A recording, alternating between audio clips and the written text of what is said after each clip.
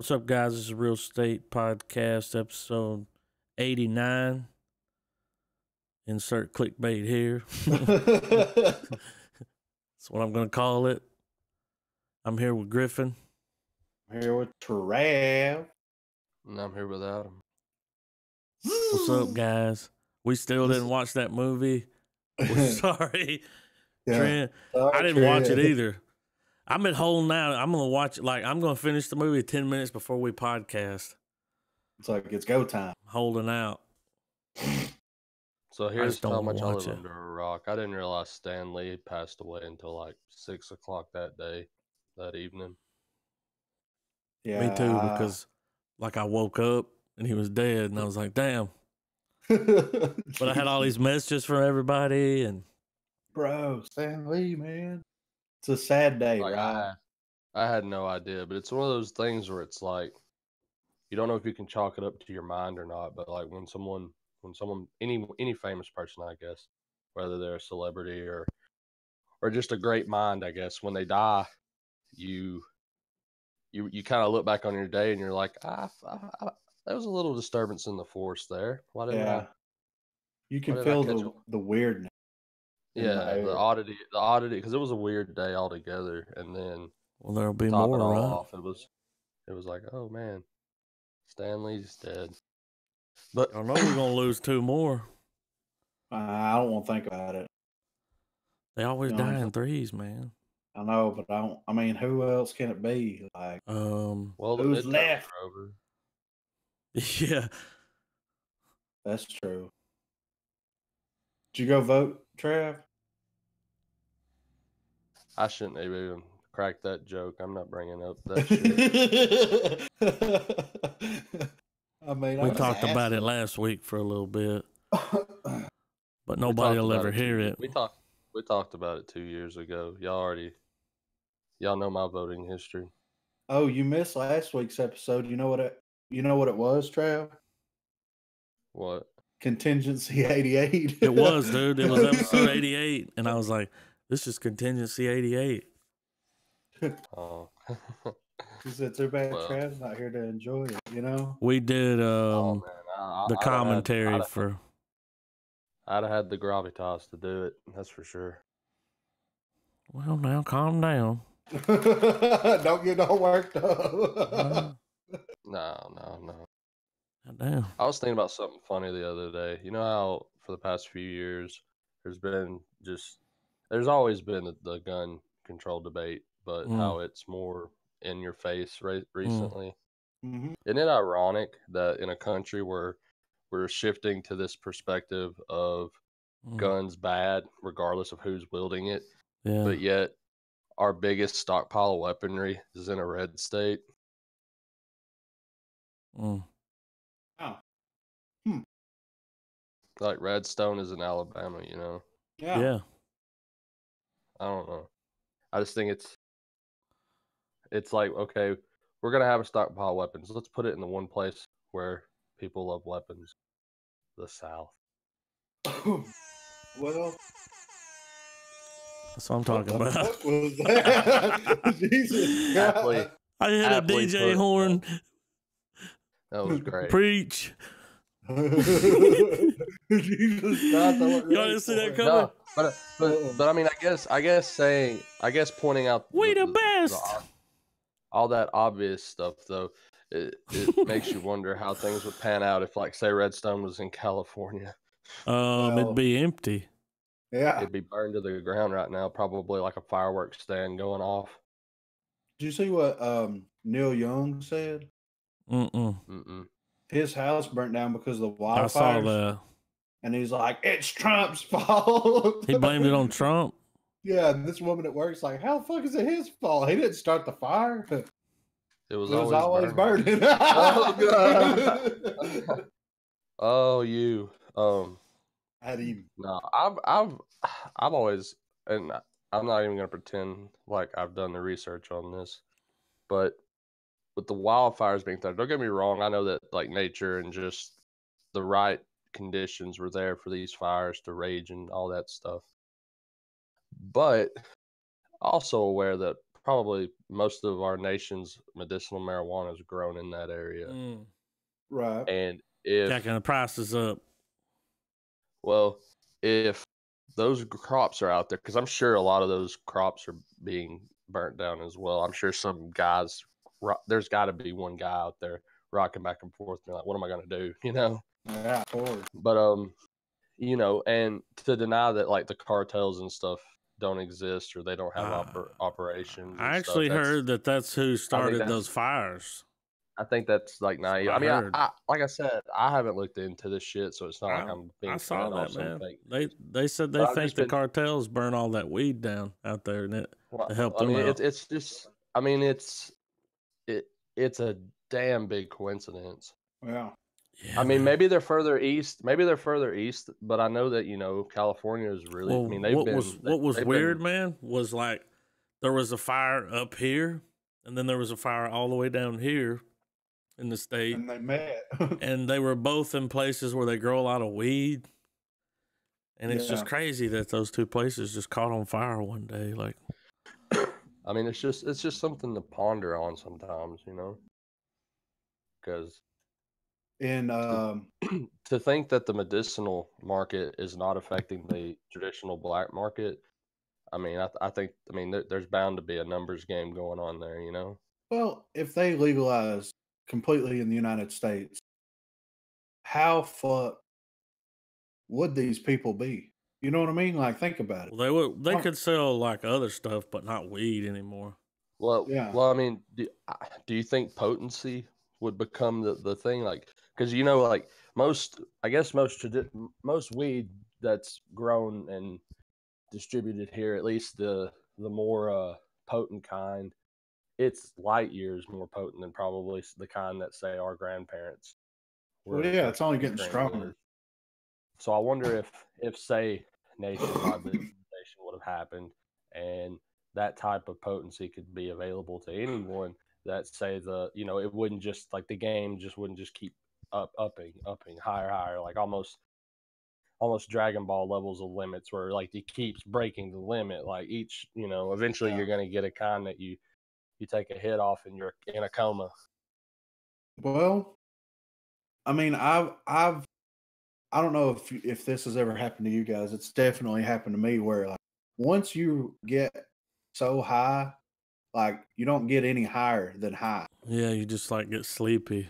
Yeah, so I mean, at the end of the day, like what you're saying is right. They're going to get to a point to where it's like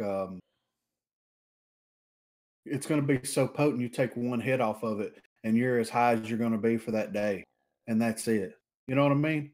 Like, because unless they develop a way for you to get even higher than you can get high, you know what I'm saying? Like maybe somebody will think of something. Maybe ingesting it rectally or something. Well, you'll like put it in your eyeball. or will that create a rise in lace? I don't know, because there's also different types of highs, man. Like, well, you've been stoned, but like, some people take edibles and like jump in front of a moving car, like, right? They can't. That's how high they are, and it's like I don't ever been that high before. Goddamn, like, no, fuck that. It's just how functional you can be on these types of poisons, You get used to it over time, bro. Yeah, bro. Yeah. But I mean, what would the ramifications be for it to be completely legal? Every state would get revenue off of it and money, and it would help pay for shit. Yeah, I mean, what bad could come from it?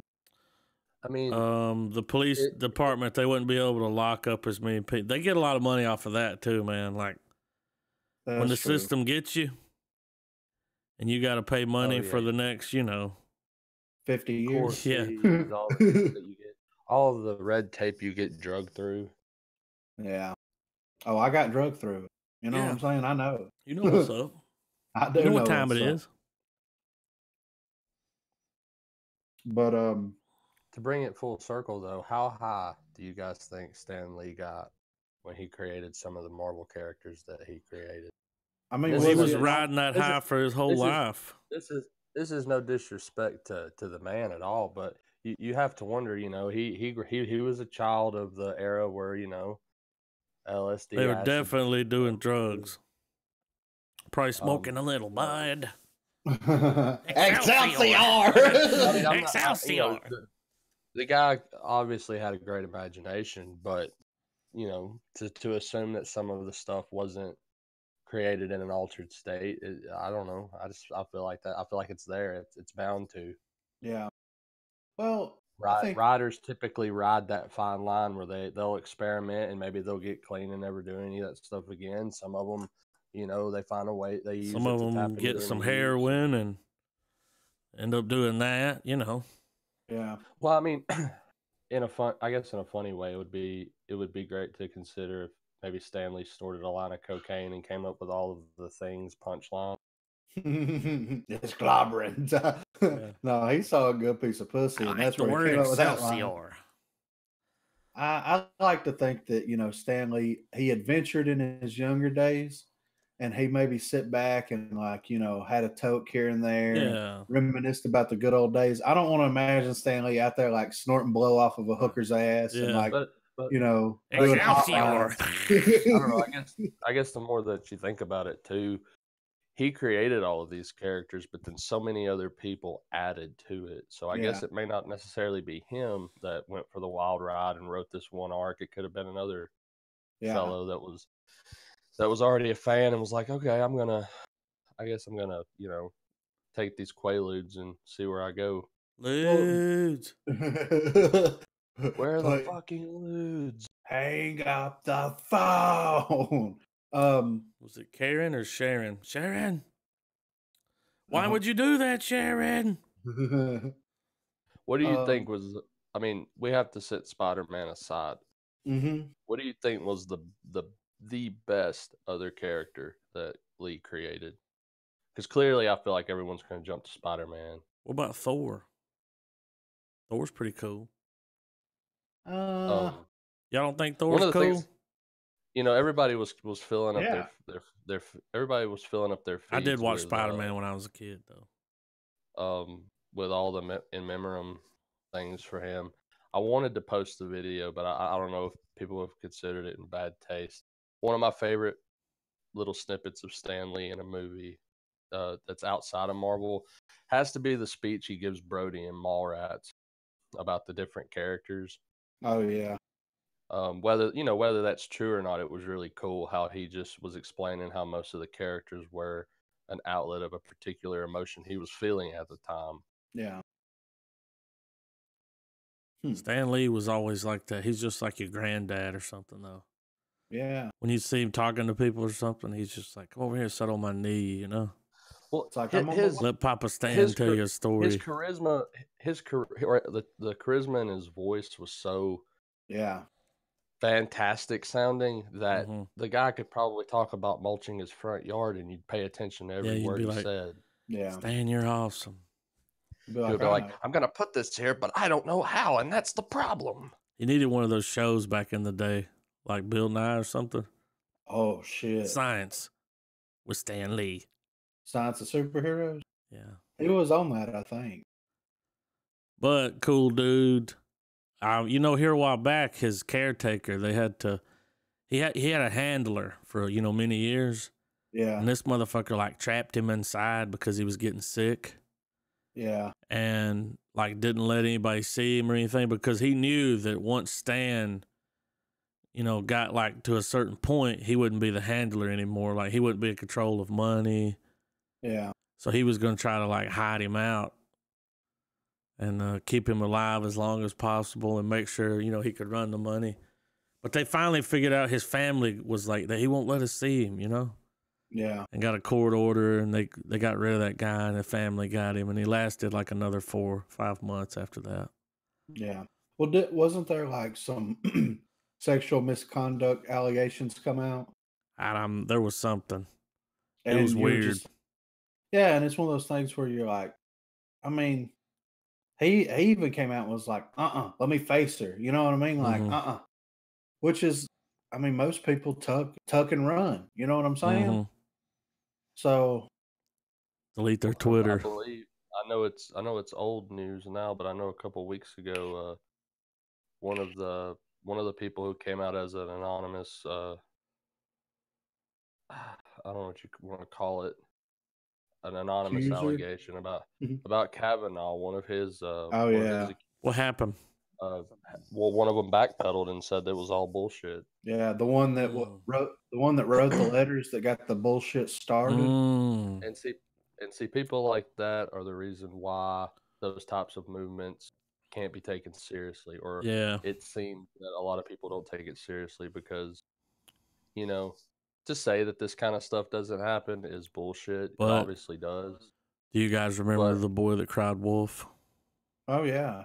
All I'm saying is, as the Bush so succinctly put it, it's a little context. Well, context. Well, and it's one of those things where the I don't know what group you want to call them, but the women that are championing behind all this stuff need to they need to find this person, find out who it is, and they need to attack her before you crucify a motherfucker. Well, on national news. We need Mike Myers to dress up as Austin Powers and completely exterminate all of these fembots. He's like, baby.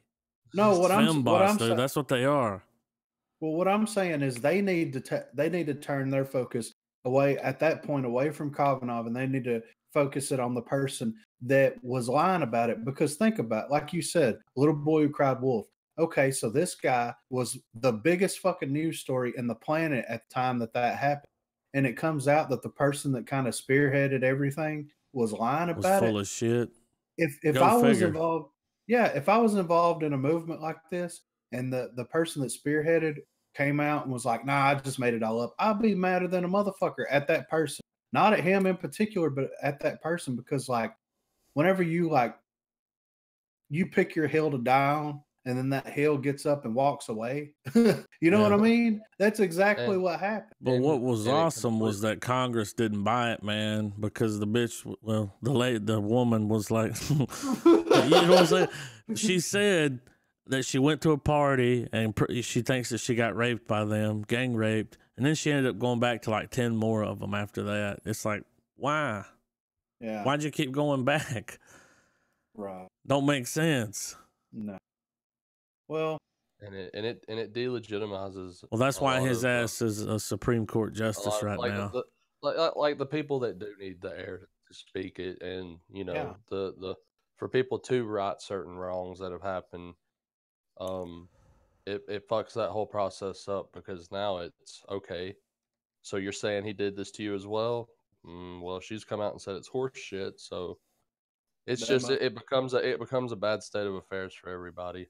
Yeah, it does. And it's fucked up, man. Like if something happened to me and I went out and spoke about it and nobody believed me because of people that have kind of abused that system, Which is what's gonna happen. Yeah, I would be so fucking pissed, dude. Like for real. You know what I mean? And speaking of fucking pissed, all the people that have been pissed off because that amendment passed in our state that was it the one with the 10 Commandments? Well, I'm sure that one's got some debate going on always. Who cares? The abortion amendment that's been passed. Yeah. I think I'm pretty sure I just shut my Facebook off for like at least 2 or 3 days, because that's all it was. It was just bleeding heart people going, no one cares, guys, nobody cares. I'm so angry. Everything that this is for doesn't even apply to me, but because I know Brenda's sister's, Kaylee's daughter's niece, and she dealt with it, and I'm gonna help her. Give me a goddamn break. Yeah. Well, and you saw what people were saying about the 10 Commandments thing, right? About how they shouldn't have voted that in, because politicians are going to use that as leeway in the future, where when they do something wrong, they can be like, but we put these 10 commandments up. It's like, really? How is that? How is yeah. I'm telling you, it's I don't know. It's hard to hold back more and more these days because normally it's, it's their right to voice their opinion. If they think the country's headed in a bad direction, who am I to tell somebody not that's wrong? Oh, I tune it But out. it's getting to the point now where it's just really, I really just want to sit there and go, will you explain more? Because your arguments sound half cocked, kind of.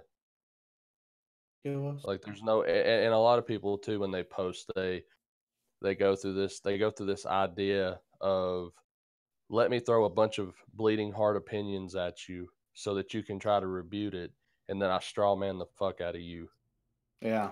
Make you seem like you're a dick, like you're a bigot or a misogynist, or you fucking don't like people of other races and religions, and it's a trap. It's a It's a trap. I mean, Admiral Akbar's fucking words will echo through eternity, dude. It's it shows contradiction, and it is. Try to pick an argument with any of these people. They're going to throw so many different topics at you, so many different things that require, like, so many talking points that could literally be stretched out into hours of conversation. They're going to throw it at you and expect you to be able to refute the shit. Like, here's question 1. All right, here's my source. Here's my opinion. Here's why you're wrong. Okay, all right. Sentence 2. Here's your fucking argument. Here's my rebuttal. Here's my, they want that. And it's like, do the fucking research instead of just assuming that everyone that's against your fucking cause is just some fucking backwards ass hillbilly that don't fucking know his ass from a hole in the ground. Like, it's just a lot of heads in the sand style shit. And it's from both sides too. It's people that aren't willing to even give anybody the sake of opinion or argument or anything like that. It's just, no, you're wrong. Here's why you're wrong. You're a terrible person if if you're against this in any capacity. But yet they'll be polite enough to tag it at the bottom. I'll still be you guys' friends. And I'm like, man, like, you're bringing friendship into this, like, yeah. Like, really, like, you're cut that deep by this. It's that personal for you. And for some people it is, but for a lot of people I know it's not. Yeah. Because if some of these points were, if any of these talking points had the level of conviction that people make it sound like they have, change would have happened. Yeah, I agree. Don't get me wrong. There's shady people in our government. Don't get me wrong. There's shady, like, mechanisms of our government that are at play. But to pretend that from either side of the aisle that there is some fucked up cabal that's going to stop the fucking middle class man from being able to go buy a fucking gun or this, that, all this fucking stupid shit. It's just not real. It's been proven in the election. It's been proven in the midterms. People vote with what they think and what they think they know. Yeah. Fake news. And people, and if the majority of people vote for a policy, regardless of how ill-informed you think they are, that's the way it works. There's so many people in this country. Well, so many. And here's the thing: the lawmakers that we elect, they've never met any of these people. No, any of them, and no one takes it into consideration. They think that because they had the ad that's like, I approve of this message because I think Jim Bully Bo Bob is right. I mean, it's a laughing stock. It's not that our country's terrible. It's that people are taking our image of our nation and, like, skewing it. Yeah. Well, into the most, like, stupid. I don't know. I'm sorry. I know I'm rambling on and on and on, but it's just, it's just shit that's on my mind. Do you think that that you should be able to pass a a test to be able to vote? I think you have to pay taxes. Yeah, well, like you got to work. Yeah, and pay taxes before you can decide. Like, you don't put any money in, how can you decide what we're going to do with it? Right. I'm just saying. I don't think that I should have to pay into a single organization unless I want to. Yeah. Well, I think that you should be able to vote how you want to have your money spent at the end of the year. Yeah. And that's how budgets get cut right there. Yeah. If you want, that's a good idea. If you want to fund, programs for whatever situation, you're free to do that. But it's complete bullshit to make someone next to you do it just because you're doing it, just because you think it's the right thing. Yeah. So then they're like, we got, how much money did we get to do research the shrimp on the treadmill? $0. Yeah, $500. Because every should be able to get us 1 hour. Bit of money, every bit of money that we pay into our country just lines the pockets of somebody that doesn't give a shit about why you gave that money in the first place.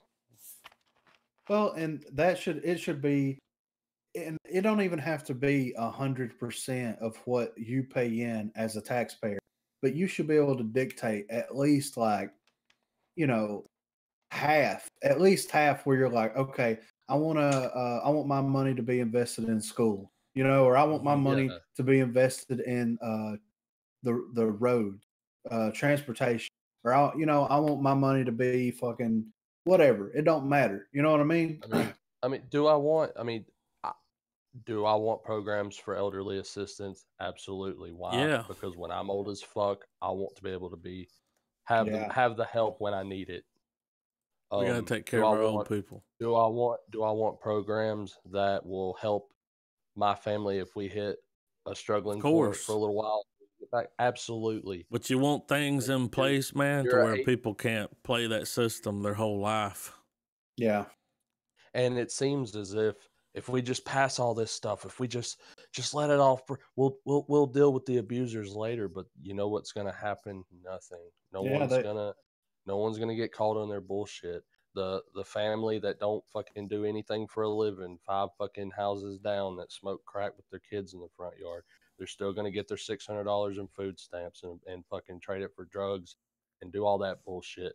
While a family that genuinely is going through a tough time with 2 parents that work 40 to 60, sometimes upwards to 80 hours a week, have to crawl through so much red tape in order to be able to get that assistance, to just get a fraction of what shitheads down the road are getting.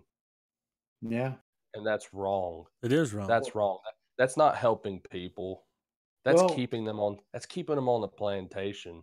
Well, was it? That's what it is. It's not making them better. It's not gonna make John Smith, that don't fucking want to work in the first place, want to have any more incentive to get up off his ass and go find a job. And just because he's a picky fucker, he don't want to flip patties. Well, sorry, motherfucker. You should have stayed in college. You should have went a little further.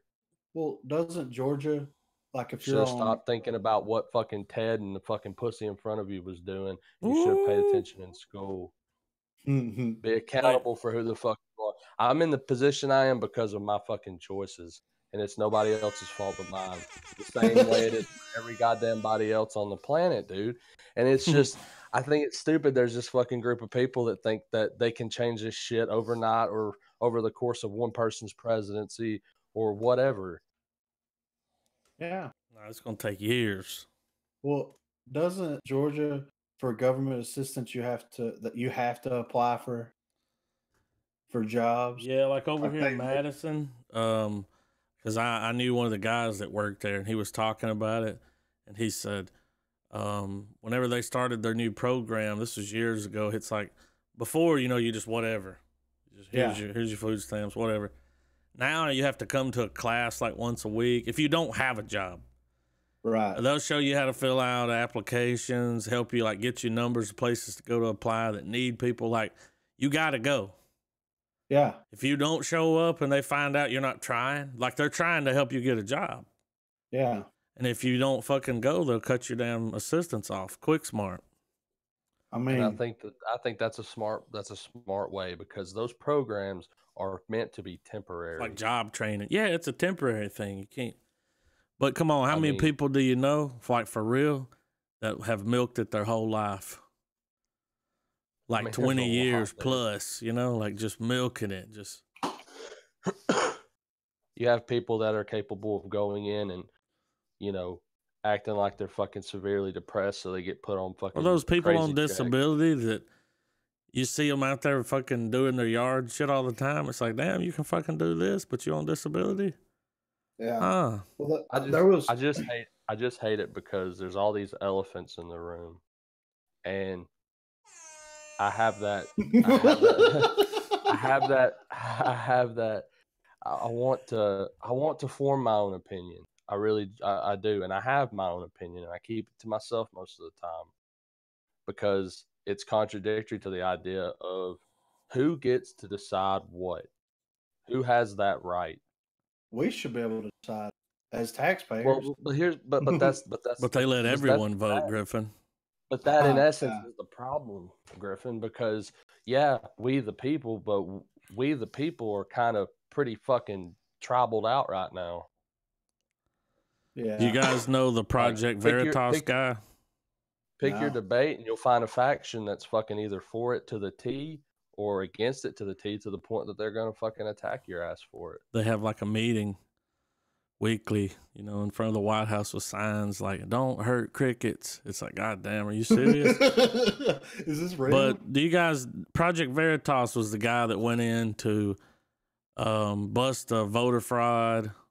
He filmed it. He did. He does a lot of. I've seen some. He's the guy that went into the Planned Parenthood, and they told him about selling the baby parts. Oh, he busts motherfuckers. You know, he's like, he does a sting operation, films everything. So he went down to Texas, and he fucking doxed this fucking politician down there, this Democrat man that's in office. Like, he was the guy running for that seat here recently. This guy was funneling money down there with those green dot cards, those prepaid cards you can get in the store, you know? Yeah. Funneling money down there to that caravan that's coming to the border. Of course. Yeah. A Democrat. Yeah, funneling money to keep that operation going. I read a whole thing on those caravans one time. They was like, oh, they're always started by someone. Someone starts a caravan, and then as they keep going, you know, people are just like hopping on, but somebody had to start it. Somebody had to organize it. Like, yeah, almost, you know, the money's probably coming from like George Soros or something. Really, because he wants open borders. But you know why they want to let those? That's like 7,000 people. I mean, let's just say, like, how many babies you think they'd make? I'm just, you know what I'm saying? Like, yeah, I'm sure they're not into birth control and shit like that. They're probably all Catholic. I mean, you know, so they just pop kids out left and right. Yeah. But like, those are like, they're voters, man. That's what they are. They're voters. They won't get them into the country because they can vote. I think you got to be a citizen. You got to have paperwork. Here in Georgia, the woman that's running for the office here in Georgia, I can't remember her name, something Abrams, Stacey Abrams or something, but she wants to do undocumented voting here, like, so anyone could come in and vote. And it's like, yeah, but bitch, I could vote like 10 times. Yeah. Well, just go around to different places. Well, and at that point, why not let fucking children vote? Yeah. You know what I mean? Teenagers. Why not let them fucking vote? Watch where he puts his paw. Yeah. Watch where he pushes the button. You got people train their dog to put their paw on red. Yeah, the dog gets confused. It's a treat. Like sweat. We trained him to put it on red. These dogs are colorblind, motherfucker. Yeah, right. God damn it. And his name, ironically, is Red. Like, Red, get up here and vote. Come on, boy. Yeah. It's like, I'm trying my hardest, motherfucker. What am I supposed to do? Yeah. Would you let your dog vote? Yeah, fuck with me. No.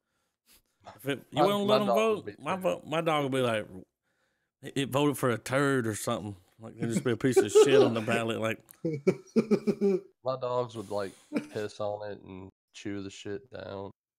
My dog would be scared of it. Run behind the couch. Look. Yeah, give me that concerned look. Like, I don't know what to do, bro. I'm like, I got you. Your dog is scary. You're scared of. It's like hide behind shit. Yeah. I don't want to come out, and it's like, you know how big you are? Yeah. She just don't like loud noises and stuff. You know what I mean? Yeah. Like, really. Like, if I open a trash bag, gone. She's like, what's that? Like, yeah. Oh, when you do the whole where you're like, whoosh, whoosh. Yeah. Oh, and she's like, You ain't putting me in that bag. Yeah. Oh, hates the vacuum cleaner. Hates anything that makes a lot of noise. She hates it, dude. Like the other night, there was a car that went by the house that had it was loud. It sounded like it didn't have a muffler on it at all, you know. And she looks at me like, "Is that cool?" And I'm like, "It's all good." She was fine after, you know. She gave me the look. You know why dogs make eye contact with you when they shit, right? All right, this is real. This is fucking science right here. No, this is real. To see if it's okay. They make eye contact with you because you're their protector. And if you see something coming that's dangerous, you'll let them know. Can see it. They can see it in your face and in your eyes, and they'll quit shitting and get on the, you know, fence. You know what I mean? Primal dog. Yeah. It's that fucking primal instinct. What if we were like, we kind of are, you know? You know, like when you're standing somewhere looking at some people and they're all like, oh, fucking shit. You're like, what? You start looking around like, what? You know, like, is somebody got a gun? What's happening? Like, you know, you do the same thing. Yeah, that's true. You can see someone's face and know that some bad shit's behind you. Yeah. And just by the look on their face, you're like, oh, shit, that ain't good. That don't look good at all. Yeah. I know I can. I don't know about y'all, but yeah, if somebody was coming up behind me with a gun or something, you look at people's face, you know, like people start to look horrified. It's like, what? I don't even want to turn around. No. I'm just going to run and zigzag. Apocalypto! Apocalypto! Like, do you or do you not donkey kick? Yeah. Could be some little old woman with a rattlesnake. You don't know. Shouldn't have been creeping. Yeah. Just a creeping. So, I mean, y'all want to talk about some bullshit here? Yeah. I found a couple of links. Yeah, Adam's dropped a shitload of links. Yeah, you ain't got to talk about any of them. Just if anything stands out, I did see what Venom beat Justice League at the box office. Yeah. Damn. I've heard mixed reviews. I've heard some people that say it's really good. Some people say it was fucking it's terrible. I mean, there's no middle ground. Nobody that I've seen was like, it was okay. I just think that it probably falls to the consensus that it's a Venom movie without Spider-Man, and it probably plays out about how a movie like that would. Yeah. I mean, don't get me wrong. I mean, there's, you know, Venom goes on to have its own arc and shit, but for most people that are average movie watchers, they don't know that. Yeah. Well, I'm interested to see it, but I'm not rushing to the theater, like knocking my fucking door down to get there either. You know what I mean? The movie's about to make $700 million. Well, but it's got all that buzz. It's just like everything else, man. Whenever Venom come out, everybody's like, "Oh, I'm fucking Venom's greatest fucking fan." You know what I mean? It's like, bitch, you didn't know who Venom was until about a month ago. Yeah, I mean, same thing with Deadpool, right? Whenever Deadpool came out, you had some of those. Nobody knew who the fuck Deadpool was, but they were his biggest fan. We came out of a Best Buy one time in Athens, college town. These kids were coming in. One was wearing a SpiderMan suit. One was dressed as Deadpool. My grandfather said I could hear them talking. Like they were all like, one kid was pissed because nobody knows who the fuck Deadpool is. He was bitching. Right. But my granddad was like, what the fuck is that? And I said, well, that's Spider-Man, of course. And I said, and that's Deadpool. And that dude turned around and said, thank you. Because nobody knew who the fuck he was. This is before the movies. Right. I said, shit, I know Deadpool with his goddamn pistols and shit. I fucks with him, you know? But dude took Deadpool to a whole nother level.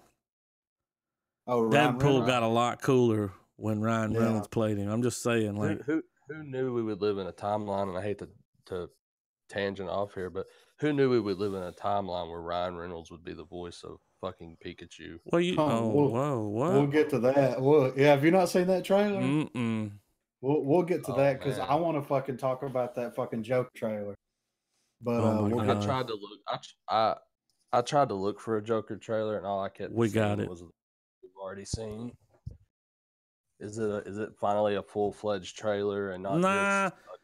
You just have to see it, man. It's almost like somebody's been filming videos from set. This one is definitely a trailer. Well, that's all they've released so far. I think that's their marketing ploy here. Like, that's what they're going to do. You're just going to see little tidbits like that. Like, never really a real trailer. Yeah. Just going to give us little pieces like that, and then all of a sudden, bam, movie's out. Right. That trailer's awesome with the song in it. It is. I like it a lot. Like, if that was not a trailer, it needs to be. I got a theory. But so next up on the docket, Deadpool and Fred Savage team up and Once Upon a Deadpool poster. Did you see that? I've seen this poster. How cool would that be? I'm down. Well, it's just a poster. Yeah. Order that. But what if it spawns I'd watch off that movie. I like Fred Savage. Yeah, I do too. But what if it spawns off into like a little hour special, like Christmas special? You know what I mean?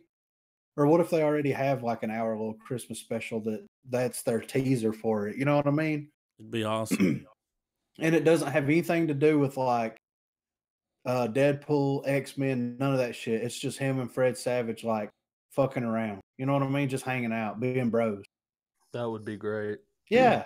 I mean, because Deadpool's one of those characters where like, yeah, it's cool to have him, interact with Professor X and like, all these other X-Men, but also you can like have him just interact with Fred Savage and it still be great. You know what I mean? Like it still be funny and it still be interesting.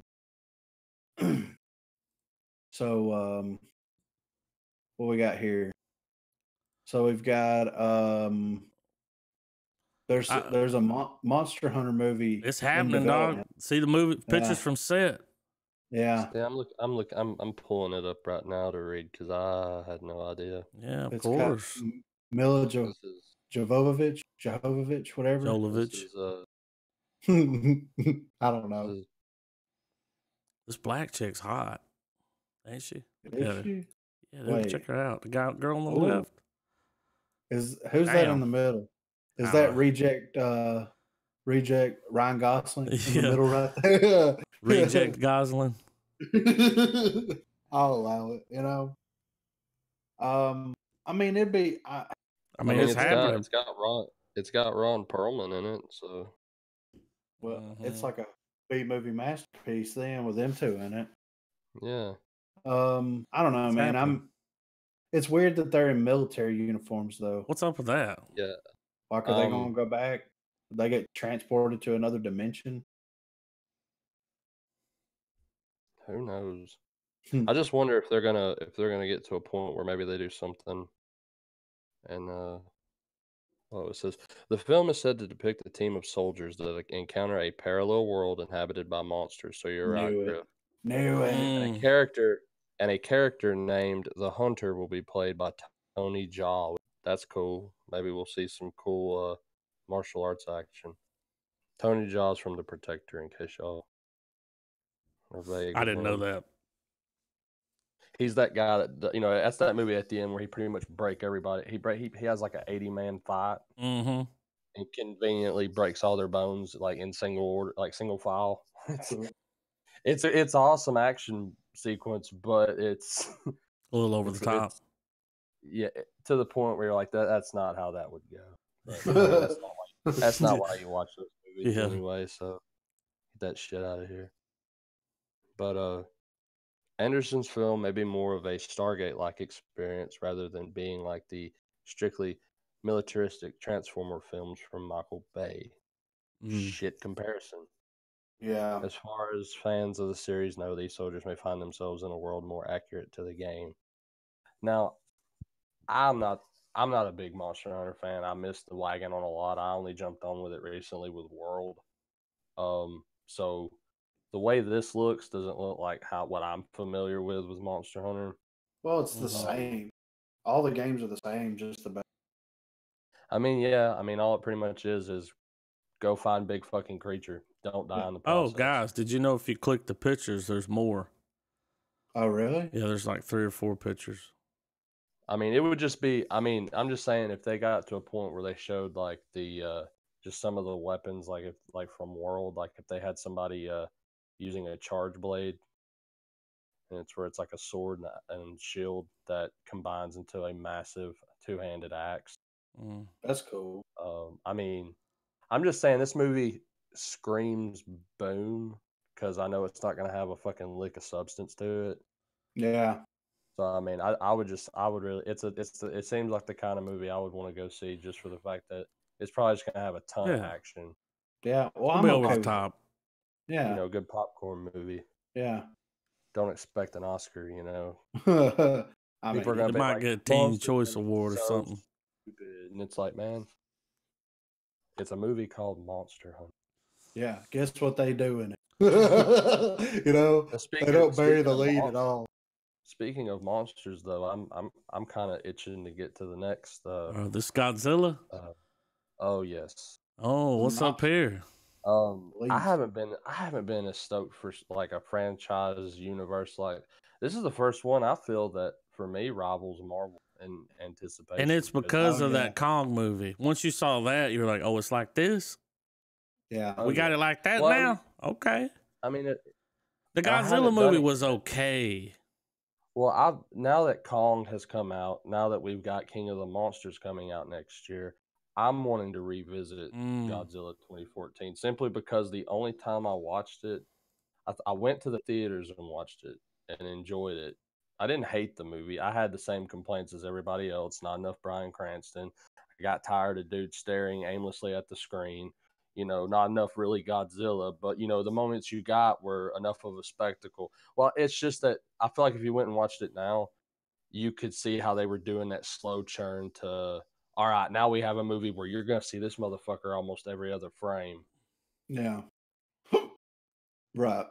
Well, I would be interested in revisiting it as well on the podcast. Like, but at least whenever this one comes out, we do them all in a row. Well, we did King Kong. Yeah. But we haven't seen the Godzilla movie yet. I mean, I've seen it, but we didn't watch. Okay. No. Now, we'll have to brush up. What's weird is that for a brief moment there when this one came out, it also came out around the same time that the Toho Godzilla remake came out. The one with the done tail. By the guys who did. It came by the guy who did the live action Attack on Titan films. Yeah. Most people think they were shit. I thought it was a good time. It's obviously not like the anime. But the Godzilla movie that they went on to do, I enjoyed it. I thought it was leaps and bounds better than the American version, but that's not to say that there weren't aspects of that one that the kiss of death in the American Godzilla was so badass. Yeah. It falls under that category of films where you could pull different genres and you would be, well, how the fuck are you holding these two films in the same league? It's those movies where it's such a build up for such a small part, but that small part is so good that you feel that it was worth it. Yeah. Because throughout the movie, you know, like I said, the movie had its complaints, but then it builds up to where when they finally do fight, Godzilla rips that thing's face open and just breathes fire down it. You know, just total kid moment, you know, where you're just like, this is what I came for. And it's certainly what I came for. And that's the thing. I like that the movie, because I assume that this whole series of films is kind of being created by the same team, right? Yeah, I believe so. It's not like it's, you know, one production team, another one, and then, you know, the studios are like, well, we're just, you know, here's this little bit to make it go to this one. Like, I would like to think that a lot of the same people are working on these films. But I just feel like whatever they learned from the Godzilla film, when they made Kong, you could tell they learned from it. I'm sorry, I was fucking my words up there, because Kong was, oh man, fucking great, a masterpiece. I'm just best glad Kong movie I've ever seen. I mean, come I'm on. just glad that a series of films like this is thriving in comic book market. Yeah, and you know, because I mean, it is no secret that the three of us are down with Marvel and DC. That's that's one of our linchpins in our podcast. But with it isn't the market's saturated with it. Yeah, it is. And for something like this to be able to still kind of be thumping right along, it's awesome, and it gives something exciting to look forward to where it falls along the same conversation where it's, oh, I can't wait for insert Mr. Superhero film. Oh, yeah, he's so cool. I like him because he can do this. I mean, you can copy and paste that with every superhero. Right. Well, and it's a shame that the Universal monster movie universe that they were trying to create didn't not going to happen. No, that Mummy movie tanked, and they canned. Tom Cruise crashed that shit with no survivors. Damn. Yeah, he killed him. Yeah, so we're not going to get all of it. Dracula versus Frankenstein. We're not going to get any of it. We were going to get everything. But I think their problem was probably trying to modernize it. I think it would have been great to have had like a period piece. Well, yeah, and really go for the detail. When they're doing the Mummy, really really harken back to that 1950s excavation period where they find it, all that stuff, and then you just do the time jumps for all these creatures, and then finally have us one or two films set in the modern day where it's okay, now there's a reason for all of these characters to want to be against each other or unite or however they wanted to take the story. Well, all they would have had to have done was take the Brendan Fraser Mummy movie. That's it right there. Well, I want to use it as an example. That first movie is still a fun movie to watch. It's good. Yeah, I like it. It's got all the camp of an old school adventure movie that at least what I think is an old school adventure film. Yeah. And at the time, who delivered camp better than Brendan Fraser? He was a national George of the fucking jungle over here. Yeah, right. But think about it. If that movie would have ended, like if they would have just done the Brendan Fraser Mummy movie, and that movie ended with them wrapping everything up and it being modern times, and they, find the book, you know what I mean? Somebody reads the spell, wakes the mummy up. Well, they just find the book, and that's the post credits. You know what I mean? Like that's it. And then the next movie's like Dracula, and actually have the origin story of Dracula set like in the 1800s, early 1900s. Speaking of Dracula, wasn't Dracula Untold supposed to be tied in with the Mummy? Well, it was supposed to be what started it, but it wasn't. Yeah, that was movie one. Yeah, so they scrapped it and rebooted it before it even got off the ground with the Mummy movie, and that tanked, and they were just like, nah, fuck it. They're not ready for, like the world's not ready for this, which we are. They just did shitty job with, They don't know what's up. No. I mean it in do what? Oh no, go ahead. I was gonna say I feel like it's appropriate that the next topic is the Hateful Eight because I've got to bow out for a few minutes, but if you guys are still going to be on, I'll hop back on. Holler at you, boy. So we're going to talk about the Hateful Eight right now. Yeah.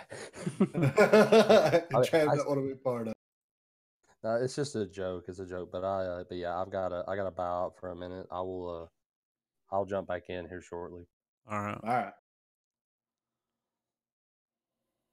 Well, you want to cut to the Hateful Eight first? Now that he's gone. Yeah.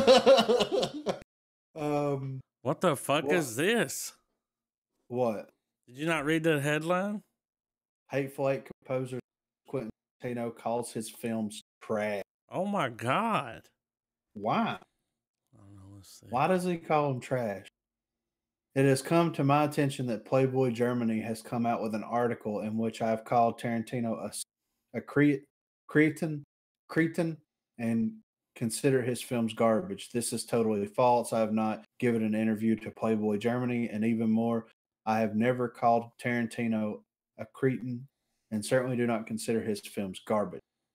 I have given a mandate to my lawyer in Italy to take civil penal action. I consider Tarantino. Yeah, I consider Tarantino a great director. I'm very fond of my collaboration with him and the relationship we have developed during the time we have spent together. He is courageous and has an enormous personality. I credit Tarantino for being one of the people responsible for getting me an Oscar, which is for sure one of the greatest acknowledgments of my career. And I am forever grateful for the opportunity to compose music for his. Wow. So it says that has denied. So that it was updated. Okay. So apparently, Playboy fucking Germany. Yeah. What the fuck are they thinking? You know, they're in trouble now. Yeah, what a bunch of dicks. They're just trying to stir some shit up. You know. See, Travis. Yeah. I want to cut to this link I dropped at the very bottom. They're making a Breaking Bad movie. Oh, okay. Yeah, it's going to be a sequel following Jesse. Aaron Paul to return. It's happening.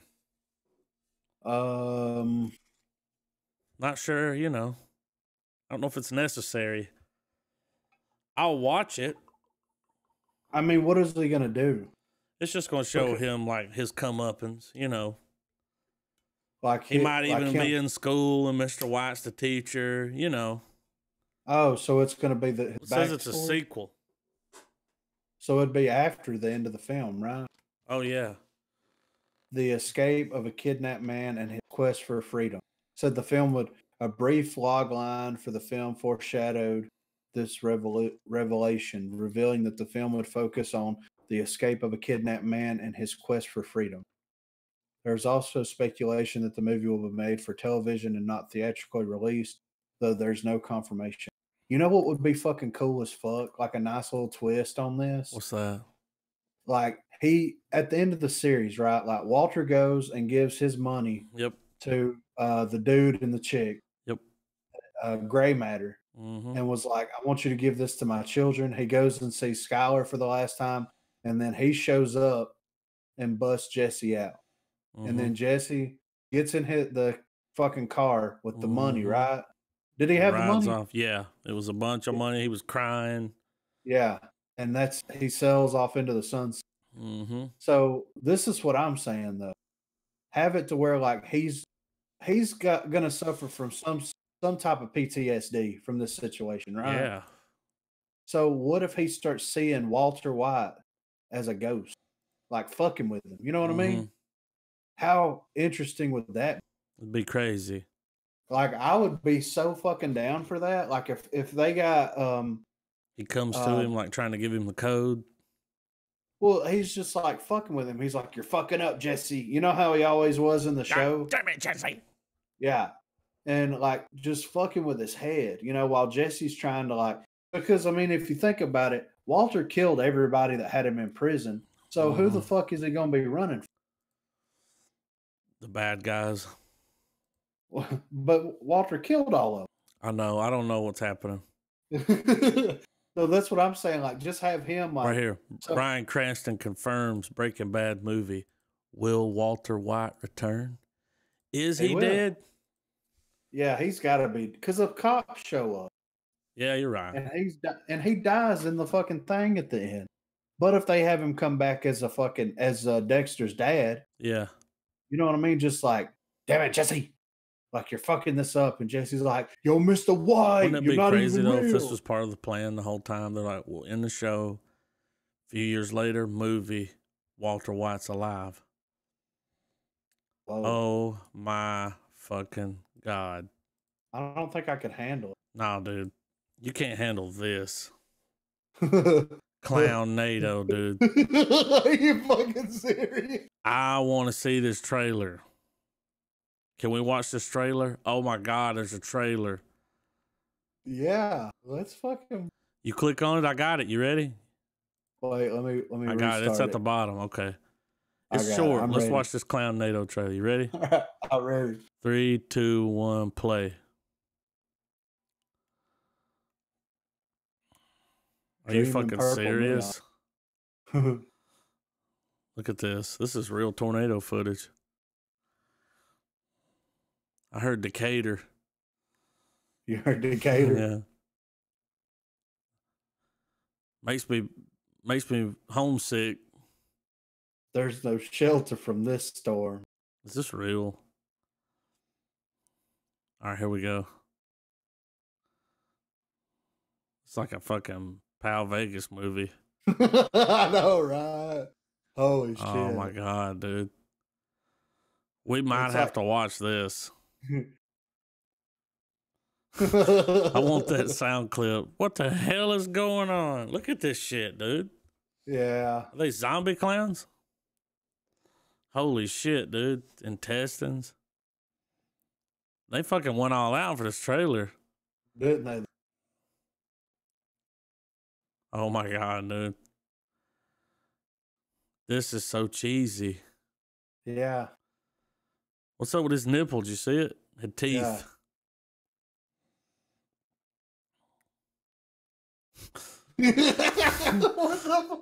I gotta see it. We got some business to figure out. Dude, that looks terrible. Yeah, it looks fucking dude. It almost looks like a borderline porn parody. It looks like a porno. Yeah, it does, don't it? A fucking gorno. Ooh, gore porno? A gorno? A gorno, dude? Yeah. A gory porno? Yeah, I just created something new. You think Rocco would do a gorno? He created the original. You need to watch his Netflix movie. I know. He retired, man. He's done. Crazy. He's like, I'm hanging up my dick. He's hanging up dick. Let's talk about this Joker stuff, man. Okay. I'm down. Because we gonna watch the trailer? Yeah. Let me get there. Send it to me when you get it. I don't know if you noticed, I posted a clip from SNL. We got to watch that. Okay. It's funny. I saw it the other. Jeff Sessions left. Yeah. I also dropped another link in there. This is honorable mention. Let me throw it up on the screen. I'm showing the links on the screen. Oh, really? Yeah, like this right here. Stanley shot his Avengers 4 cameo before he passed away. Which is awesome. He'll be in the next Avengers movie, and that'll be awesome. And everybody, it'll make me so happy if people cheer. Yeah. When Stan Lee comes on the screen. I think it'll be less people cheering and more people crying. You know what I mean? Because, that's going to be sad. People were crying when SpiderMan. You know what I mean? Yeah. That wasn't even a real person. No, that's what I'm saying. I think it'll be, very emotional. It was emotional. But I'm ready for this Joker trailer. You got it? Send it to me. I'll drop it. Okay. See, what's weird about this trailer, man, when I was doing some investigation of it, like, is it going to open? Holy shit. Okay, let me pause it. Is where it was uploaded. Copper. Yeah, this is just some Cooper Niedecker. What is this? Yeah. But if you'll look down here, he's got rights to this music. I think this is somebody from the set. Like, this is the way I'm going to show the trailer, but I'm not going to play the audio. Right. Okay. You ready? I'm ready. Yeah. 3, 2, 1, play. How awesome does that look? Yeah. It's a great song. It is, dude.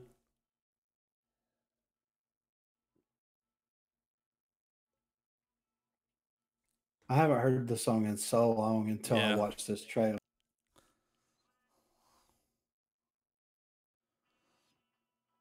See, they're filming on set.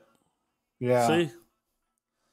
I feel like this is the only way they should release footage from the, Just do this.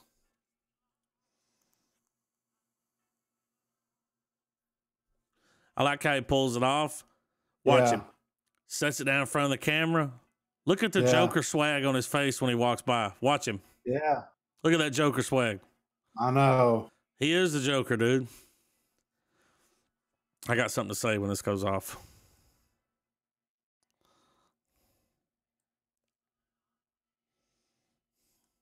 How awesome does he look? Makes sense that his hair would be green now because he was wearing that. Yeah. See, that's Joker from his job.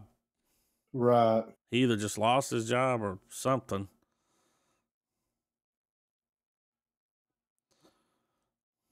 He held that for a minute, didn't he? Mm-hmm.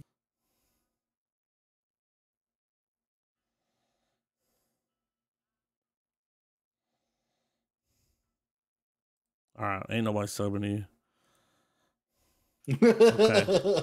Ain't nobody subbing you, bitch. If that's not a trailer, that dude did a really good job. Like, he got me hyped. Yeah, for real. Like it should be. Right. So, what was you going to say? Because before I get into my theory. What was I going to say? Oh, Heath Ledger was a damn good Joker. Yeah. We're still living, like, with the curse of Heath Ledger. Yeah. I think Joaquin Phoenix is going to pull it out, dude. Like, look, Heath Ledger's always going to be a great Joker. But if there's anybody crazy enough to do another, like, do one good. He's crazy. He's it, man. I mean, look at him.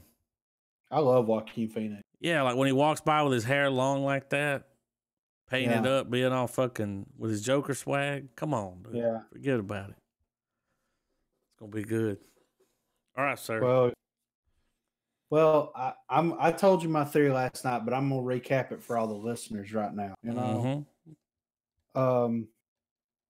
so this was my original idea when I saw this trailer.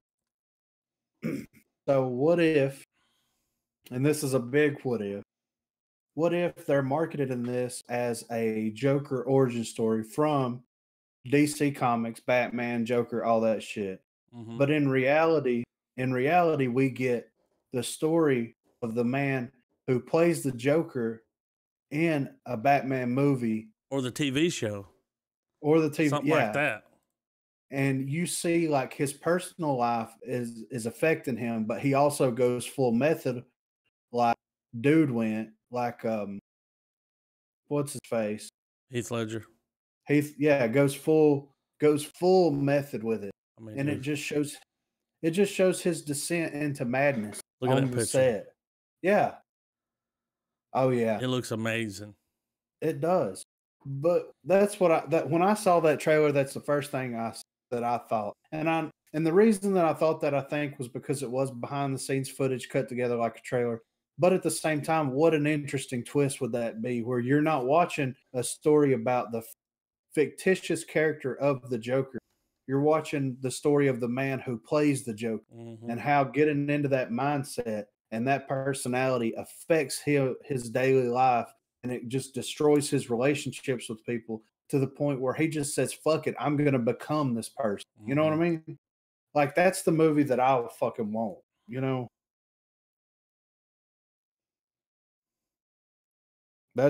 I mean, would you watch that movie? Yeah. I'm going to watch whatever they give me. But most definitely. Yeah. It'd be awesome if they did that. Like, that's a cool idea. That's a new idea. Yeah. I mean, that's some shit we hadn't seen before. It would take it and just turn it on its head. You know what I mean? But that was my theory. And I told the theory to Corey, both the Coreys, you know. Double Coreys. And double Coreys, yeah. And I was like, what if? And they're like, that would be kind of cool. Like, that would be crazy, dude. And I'm like, but that's the story. It's kind of like Birdman. You know what I mean? Yeah. You know, Birdman, it'll be original as fuck if they do that. Yeah. That's super original, man. Yeah. I mean, everybody knows that the story of behind the scenes of the Joker from the Batman movie that Heath Ledger was in. He went full method. Like, he acted like that on camera, off camera, he was that person. It drove him crazy on. You know what I mean? Like that's everybody knows that. So why not kind of play on that, and not as an insult to Heath Ledger and his career and what he did. You're not ever going to take that away from him. No, but just showing it where it's like, hey man, these people that go full method, like they have their process, and here is kind of a window into the world of that. You know what I mean? Mm-hmm.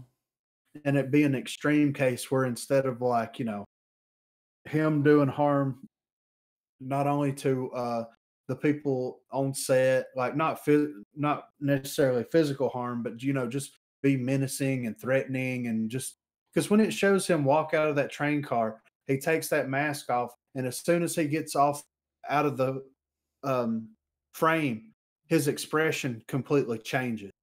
You know what I mean? And it's one of those things where it's such a beautiful thing to watch, because you see this, whether it's for the Joker movie or for what I'm talking about, it's just an interesting look to where it's like you can kind of see like almost the aggravation in his face. Mm-hmm. As soon as he walks out of the shot, you see it on his face. It's amazing. That face acting, dude. That facting. Yeah. That facting. When he walks by that camera, he's not even on camera anymore. His face said 1,000 words, dog. The way that look on his face, when I saw that too, I was just like, damn, that look, man. I was like, he's in a dark place right now. That's what we need. Yeah. I can't wait. I'm more excited for that than I am that goddamn Avengers movie. Like, really? I want to see that Joker movie, dude, because the Joker's such a cool character. Yeah. I wish Heath Ledger, man, could have had a standalone 3-part fucking series, you know? And it would have made billions. Billions. He's the only villain to ever win an Oscar. Now, sure, some people, they might make the argument that he won because he died. But it was good. It was really good. You see? Yeah. You know? Yeah. I think after he died, they cut a lot of shit out of that movie. I think it was going to be, Well, dude, prior to his death, while the movie was about to come out, because you remember he like died right when it was coming out. Yeah. Like a few months before, there were all these trailers and shit of him doing like cutting his face up, and none of that shit was in the movie. None of it. Where'd all that footage go? What was that? Just B-roll? Like, yeah, and I wonder why that they never released that footage. Because because he died, man, and it was some sick shit. It was. He went crazy and he went mad. But when I look at that face of Joaquin Phoenix there, I'm like, that's a man that went mad years ago. You know what I'm saying? Look at him. That's a good picture, dude. It is. That suit, man, you could tell like it's old. It looks like he just like cleaned somebody's chimney. What's your favorite Joaquin Phoenix movie? Oh, man. Let's see. Let me look, because I don't want to forget one. He did this movie with, what was it called? Where they were like living out in the country. Do you know what I'm talking about? They were like living in this, like, it was him and fucking spies, I think. Hang on, man.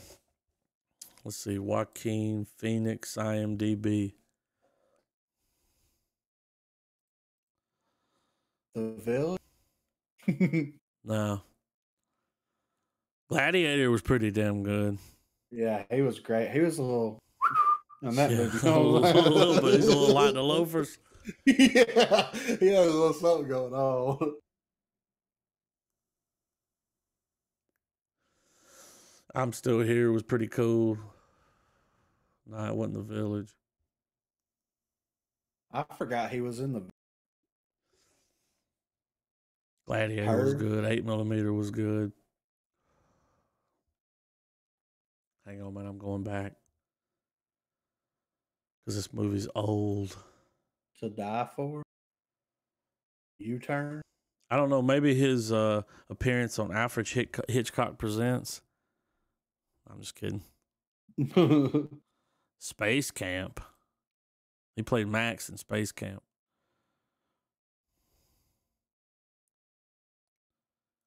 Hey, Is U-Turn that one movie? That's a pretty good movie. You ever seen that movie? No. That's the movie that Jennifer Lopez got naked in, dude.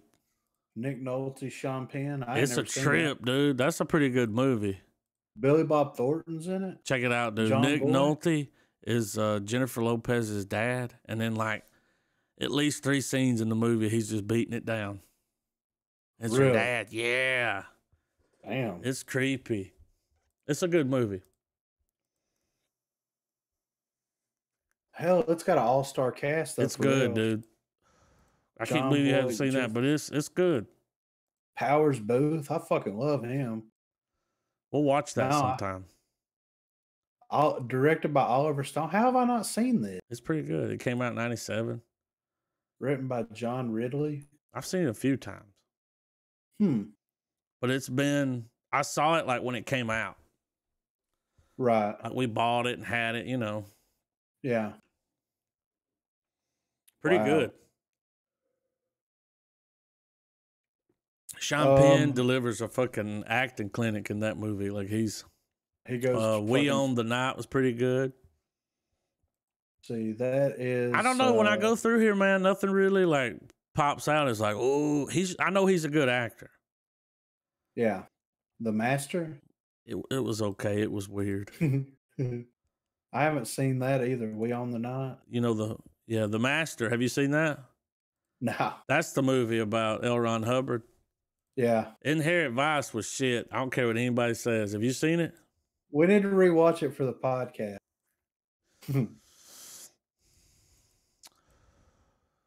Gladiator. I hated him, Gladiator. Hated him. I know, but he was so good in it. He was. What's this here that he's dressed up like a cowboy in? The Sisters Brothers? Him and John C. Reilly. What the fuck is that? What the fuck is 2018 comedy? I need to see this. Jake Gyllenhaal. Oh, it came out last month. What the fuck? Got a pretty good score. I need to see that. John C. Reilly's fucking funny. Yeah. Wow.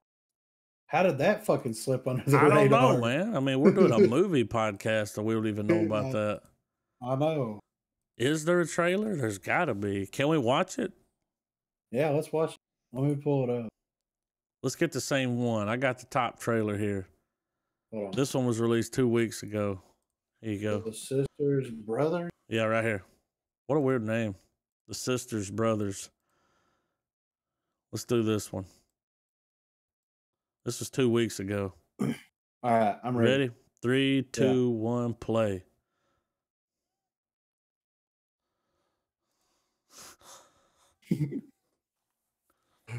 Holy shit. I'm already in, dude. That's a cool shot.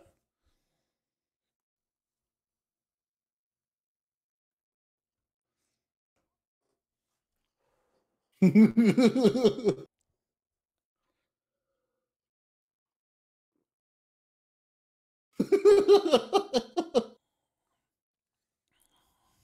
at him. You hear that song? Yeah. That was like a current song or something like. I'm down, dude.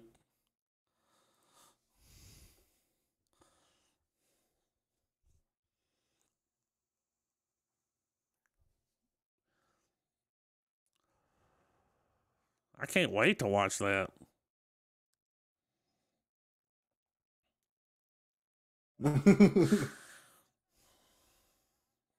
That's what it was. Yeah. That's what that box was doing. That song.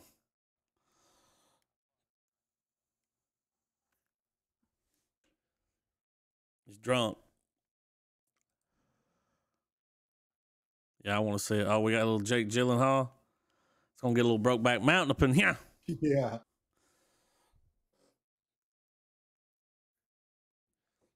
We have mastered the art of making a good Western, dude. Yeah. Look at that, the quality. Yeah, I know. Could you imagine some of those old great Westerns, like reshot, redone, reimagined? Oh, my God.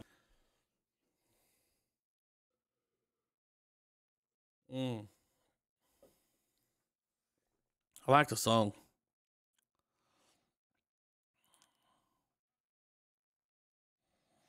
John C. Reilly looking a fucking old as fuck.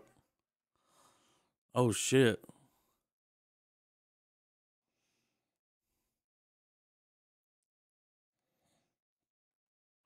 We challenge each other to a duel. He slapped him.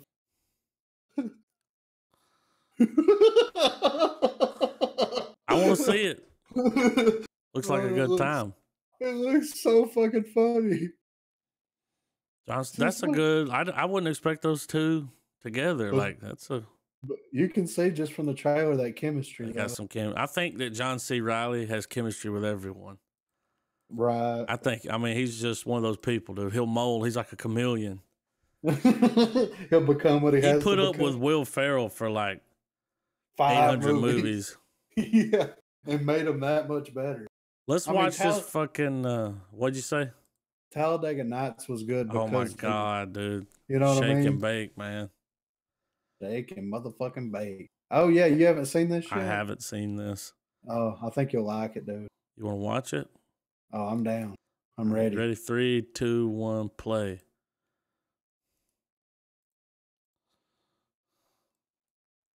It's a live action Pokemon movie? Yeah. Kind of looks cool. Doesn't it? Yeah, it does.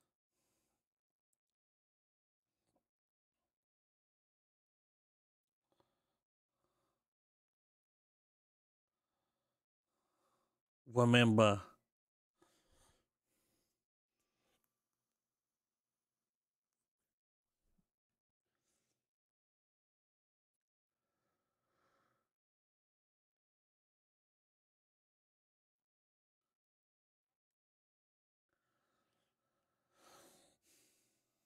Oh my god. This is going to be fucking awesome, dude. Yeah. This is going to be so good. Yeah. So he can understand him. Yeah. So most Pokemons can't understand they're human, and they can. Right. So they're going to be awesome together.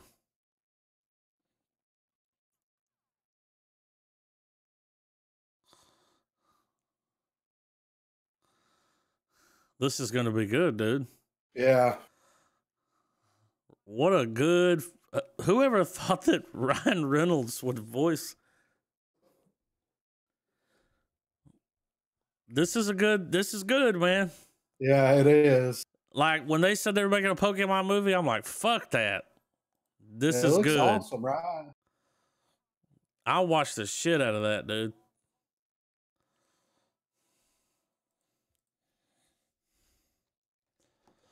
I like Ryan Reynolds. I do too. Look at this. Look.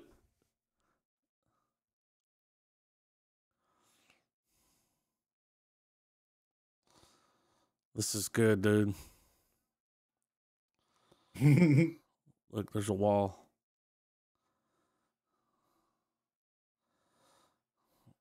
I never thought I would say this, but I want to see that Pokemon movie. Yeah, for real.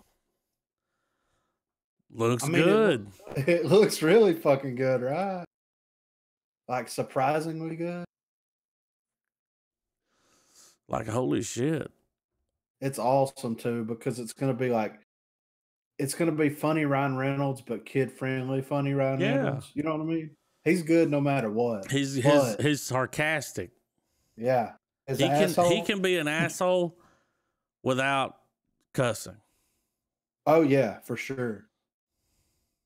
His asshole really shines. You know what I mean? Yeah, I'm excited about that shit though. Motherfucking Pokemon trailer. Was there another trailer that dropped? Wreck-It Ralph 2 dropped.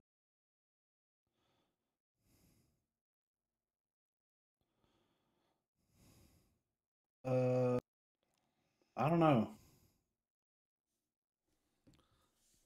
Seemed like there was another trailer that dropped, but I can't remember what it was. I'm looking, but I don't see anything. Yeah. I'm you want to watch this SNL thing? Yeah, this is funny, dude. Oh my God. So Jeff, you know, she was playing Jeff Sessions. Yeah. The whole season. Yeah, let's watch it. You ready? I'm ready. 3, 2, 1, play.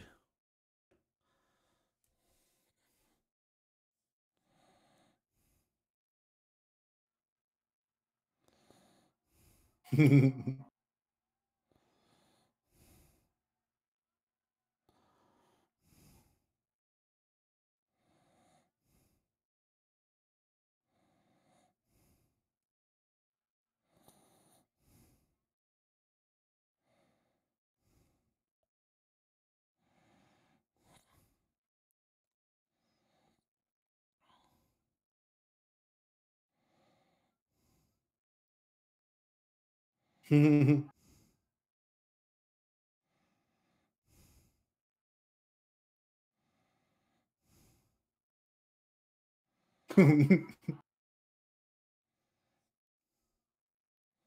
he look like Jeff Sessions? Yeah.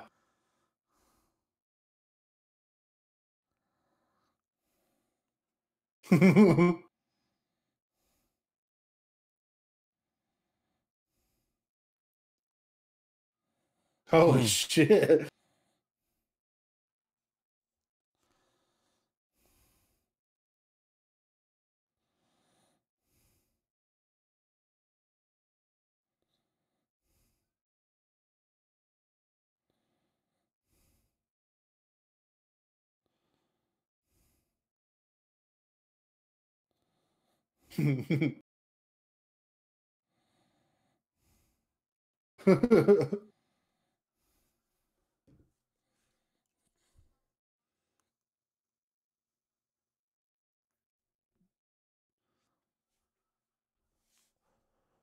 It's funnier towards the end. There's a music number. It's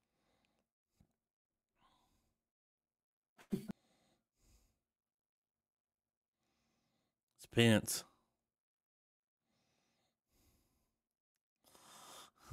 I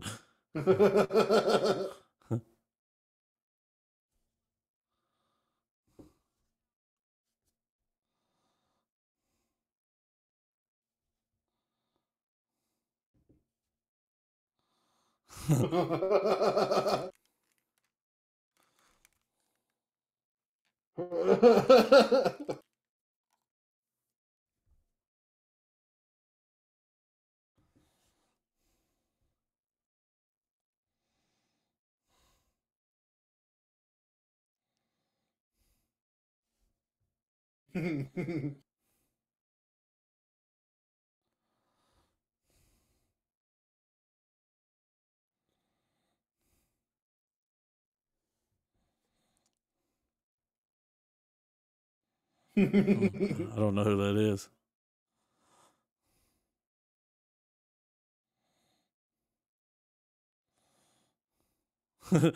It's the Trump brother, the kids.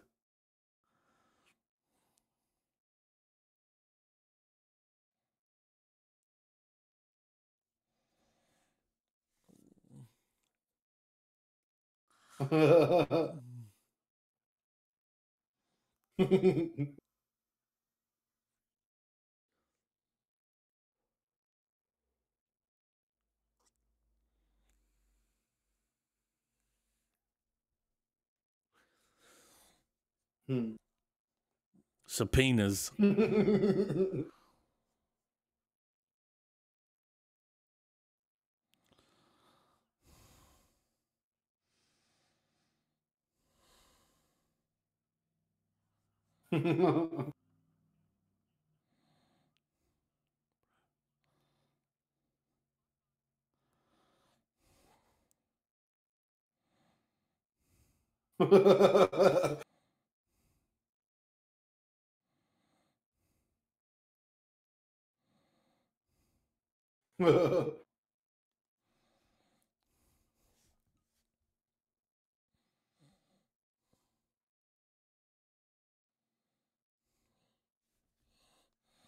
Look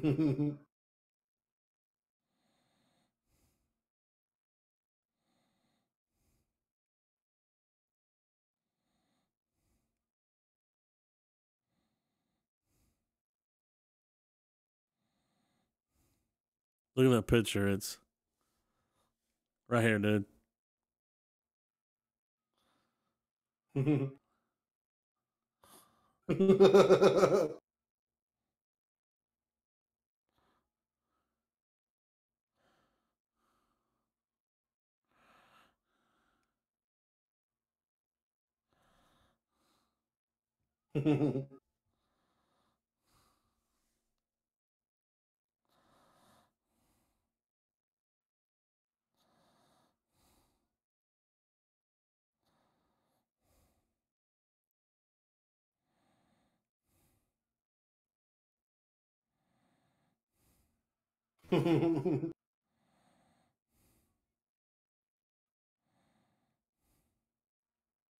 Oh shit.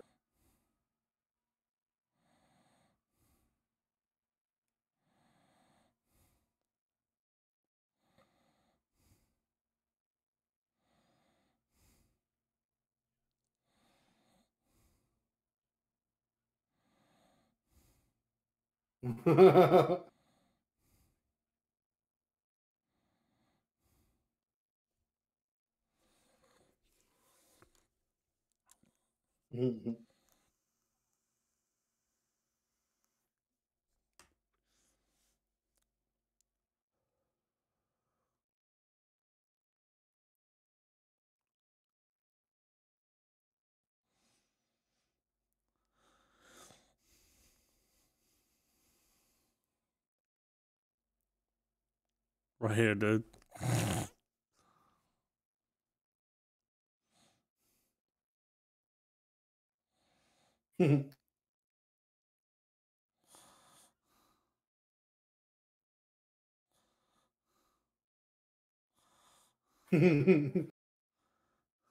I treasure this.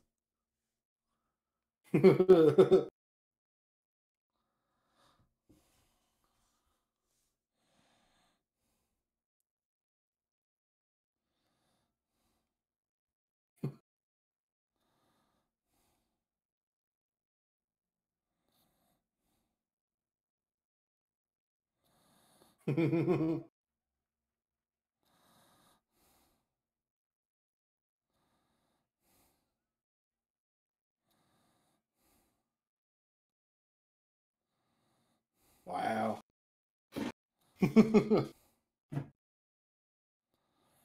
It's Saturday Night Live. Yeah. Did you watch? Did you watch Ray a lot Donovan of it? was the host of that. Oh, really? Yeah. Ray. Did you watch a lot of SNL back in the day? A little bit. I mean, yeah, I liked it back in the day. From the time I was like probably 12 to about 15, 16, I watched it every Saturday night. Like that was like a tradition, you know what I mean? Mm-hmm. But up until like when Will Ferrell was there, and yeah, I back was in in those, that. yeah, Yeah. when you could also switch over and watch some Mad TV. Yeah. Mad TV. So what's going on with this Evil Dead news here? So is the Evil Dead reboot a sequel? So what did you think About the Evil the Dead movie? reboot? Yeah, the reboot. Did you think it was The a one sequel? that did not have. Yes. I just kind of figured it was just like a reimagining of the situation. You know, they come to the house. Like I didn't picture it as. I pictured it as a reboot. Right. You know. Well, see, I always and he acknowledges it here. I always considered it just a continuation. I haven't read that yet, so I don't know what he said, but I just pictured it, yeah, as just another.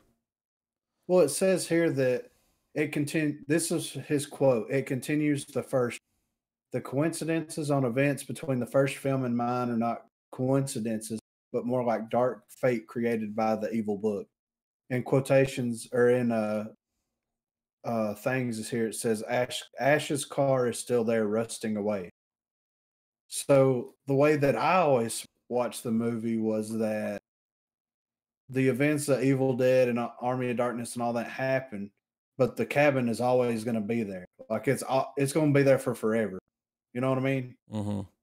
And that's going to be when you go there, the book's there, the fucking idiots that are there read from the book, and then the evil awakens again and fucks whoever's there up. You know what I mean?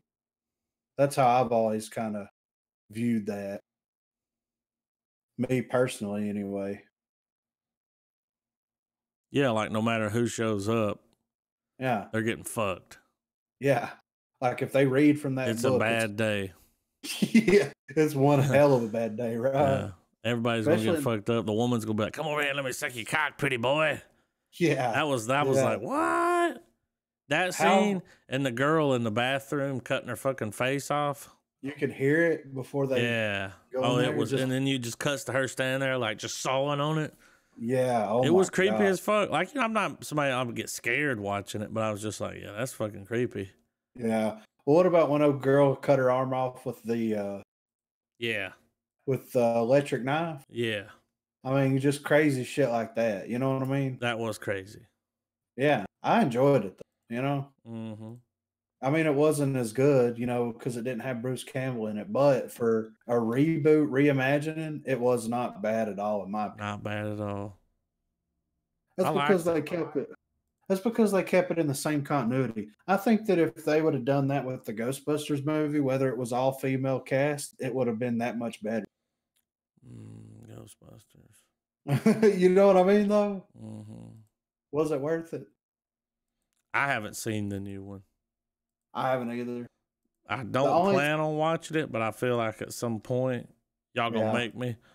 Well, I haven't watched it either, but I would watch it for the pod, you know?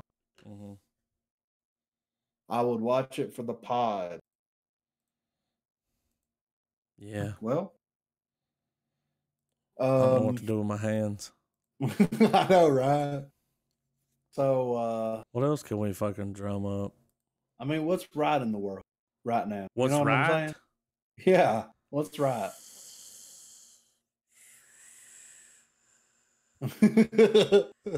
What's right in the world? Gas prices are looking pretty good. Yeah. $2.49 over here. Unemployment's down. Like the lowest it's been since the 40s. Yeah, right. He's terrible. So, whenever I was watching, they were like, unemployment's the lowest it's been since like the 40s. And I was like, Trump needs one of those, dude. Don't he, though? Every time he sees something good on the news about, you know, he's like, the White House just puts out this fucking horn. I want to imagine that that's his ringtone. You know what I mean? Every time hello, unbelievable. Unbelievable. Why are you calling me at this time of night? You want to hear Putin's ringtone? Yeah.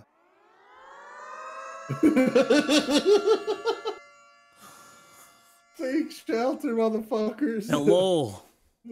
This is Putin. It is Vladimir Putin.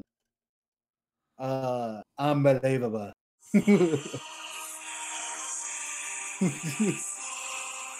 That's their national anthem. That's Russia's national anthem? Yeah, or communist Russia. Oh. Putin's like, hang on, let's let this ad go away. Because Putin's like, he's real close to being like. Yeah, right. I got a bunch of soundboards. That's what I'm talking. I love this DJ horn though. Yeah, it's awesome. Earlier, man. Travis was like, "Let's talk about the big elephant in the room," and I went. I wish they could have those on like like a newscaster sitting there talking about some shit. They just hit the button. I don't know what's white in the world right now. Not what's white in the world. What's right? I mean, you know, it's not bad. We got a caravan coming, but you know, it's like 100 miles away. Well, dude, Trump said because the people funneling money are gonna like put them in buses. Trump said, if they make it to the border, he will shut that motherfucker down, dude. That means anybody going in and out is a no-go. Right. They're not going to let that happen. They're not going to let them make it to the border. No. Because he will, dude. He'll shut it down. As he should, you know? Yeah, I agree. And CNN was giving him some shit for calling that an invasion. If those motherfuckers come up on our border, I've seen videos of them hitting the other borders. Like, it's an invasion, dog. They come up, they push the gate open. Like, they're throwing rocks and shit. It's an invasion. Yeah. It is an invasion. Like, it's an invasion of our privacy. Right. Let me ask you this, though, on a real note. A real estate, real note, dude. Yeah, real estate, real note. If all the countries decided to be like, all right, here's what we're going to do. We've got all these advanced weapons, but we're not going to use them. We're going to go to war, but we're going to use muskets and our instinct. Who do you think would win if it was a world war, like a legit world war? Well, we're going to try to win, but at this point, so we can't use like guerrilla warfare and. Well, they use guerrilla warfare during the revolution. Yeah, but our type of guerrilla warfare nowadays is like we'll hack your fucking convoy and blow it up. Like we have to get on a wooden boat from here and follow the wind. I think we're all too lazy to do that. You think so? Yeah, we're pretty lazy now. Well, if everybody was like, look, we're not going to use anything like musket is the highest technology that we're going to use. In this war. Takes you like 45 seconds to reload that bitch, dude. Yeah, I know. So, and let's say that the war happened like World War II. It was in England, right? In Europe. I mean, do you think that we as American people could handle that? Cannons? No. Muskets? No one can handle that. No, you know what I mean, though. It'd be fucking No one crazy. can handle that. Yeah. Everybody's feelings will be getting hurt and shit. And it's like feelings. This fucking musket ball is going to take a leg off. Yeah. Dude, that was a nasty war, man. It was. A lot of amputations. Like, one of those bullets hits you, you fucking know it. It's like a little mini cannonball. It's not an in and out, you know?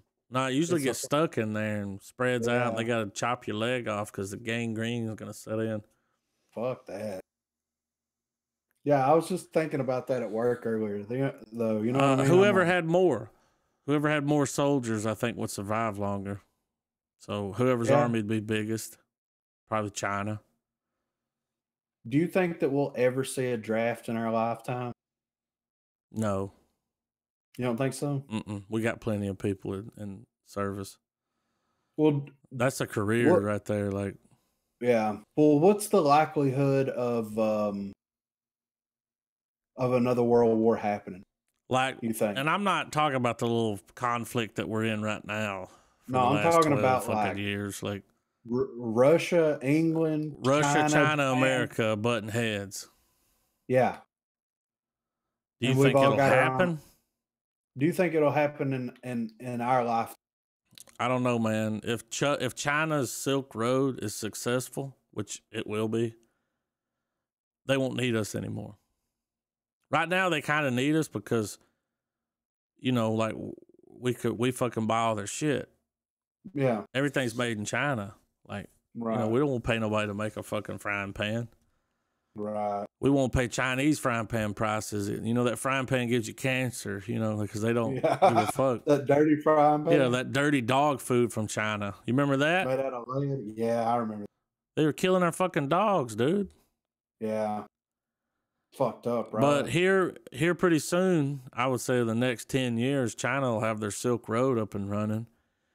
That's like a trade fucking tunnel with every country but us. Really? Yeah. See, I didn't know anything about this. Here a while back, dude, they gave Africa, don't quote me on this, but it was billions. Really? They gave Africa billions, no strings attached money. Just pay us back when you can. See, here's what, and they said, all right, here's the rules. We get to use your ports till you pay us back. They'll never get their money back. Right. Never. Somebody put that in their pocket. Yeah. They're not going to use that money to fix that country. No. Unbelievable. So look that Silk Road up, dude. They've already like went out and smoothed everything over with all these countries. Like it's a whole trade route. Like to get they'll be able to get stuff from everywhere, and we were excluded from that. This is when Obama was in office. But you remember when we went to their little meeting over there and they made Obama come out of the ass end of the plane? Yeah. They thought it was funny. Yeah. They were like, but it's President Obama, United States. And he said, this our country, this our airport. We don't have a ramp. That's what he said. We don't have a ramp. And dude, they don't have a ramp, so you can come out the front, dude. 30 minutes later, Putin rolled up, come off the ramp. There was a parade. Holy shit. They snubbed Obama. Well, they didn't like him. So if this Silk Road thing does happen, then what's the verdict? Like what? I mean, it's going to shut down. They won't need us. Right. So that's going to drive our economy like, well, but do you think the United States could be a self-sustaining economy? Yeah. Do you think that we'll be allowed to be a self-sustaining economy? Under the current administration. But future administrations probably don't know what the future's gonna hold, buddy.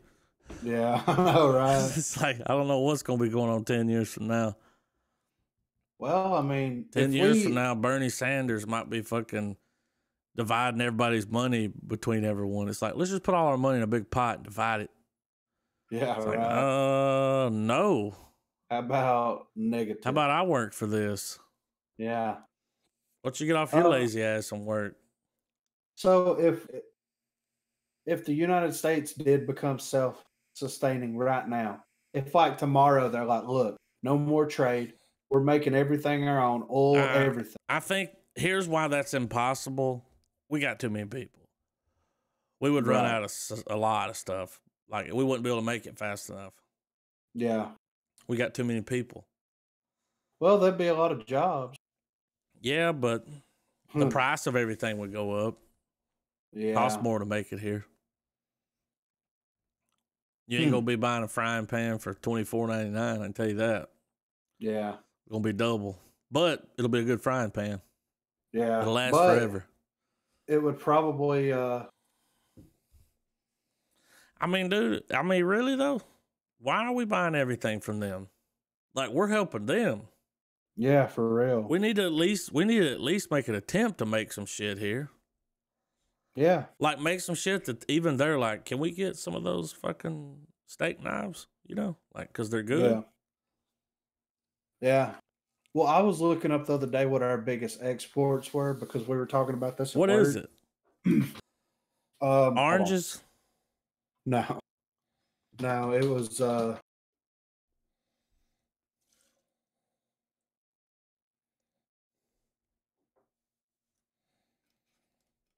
hold on. I didn't even know we had an export. White right, girls. So the top United States top 10 export. All right, lay it on me. This was written October 26th of 2018. So machinery, including computers, which is $201 billion. Electrical machinery / equipment, $174 billion. Mineral fuels, including oil, $138 billion. Aircraft / spacecraft, $131 billion. vehicles 130, optical, technical, and medical apparatus 83 billion, plastics and plastic articles 61, gems and precious metals 60, pharmaceuticals 45, and organic chemicals 36. So machinery, including computers, is the number one. Vehicles is halfway through, and organic chemicals is at the bottom of the totem pole on that. That's not as bad as I thought it was going to be. Right. We actually export a lot of shit. Yeah. Computers? Yeah, that's crazy, right? What about iPhones? Here's the thing, though, dude. Look, they make them in China, but they're sold here. Yeah. Astronomical prices. In China, you can buy one pretty cheap. Oh, I bet. Yeah. iPhone 10. I mean, I don't know. Would you like to see a self-sustaining United States? But when you say that, like, there's certain things we can't grow here. Oh, yeah. We wouldn't be able to have those things. Like, we'd have to import some shit. Well, they would just be like these massive biodomes built to just grow. Biodome? Yeah. Right. Just to grow shit like that. You know what I mean? Wait, dude, picture this. You in chess, biodome remake. Oh, you guys get stuck into one of these biodomes. Oh my God. From the future where we're trying to, grow like some kind of weird Amazon fruit fucking petal, Yeah. And you guys hop in one because you're like trying to deliver some pizza or weed or something, both. Right. And you get in it and then it locks. You guys stay in there for a year. I mean, I could do it. Could you live in homeostasis 1135? If you had to be trapped in like a Big Brother, does it have internet? Biodome, yeah, you got internet, but I'm good. So, and there's you and 4 other people. Who are you taking? How many girls? I mean, no, you get. To I get to pick the people. What kind of fucked up situation is this? It's 4 other people. All right. You, Chess. I get to pick one more? Yeah. Or 2 more. Am I number 5? We'll do 2 more. Yeah, you're number 5. All right, you and Chess. Let's see.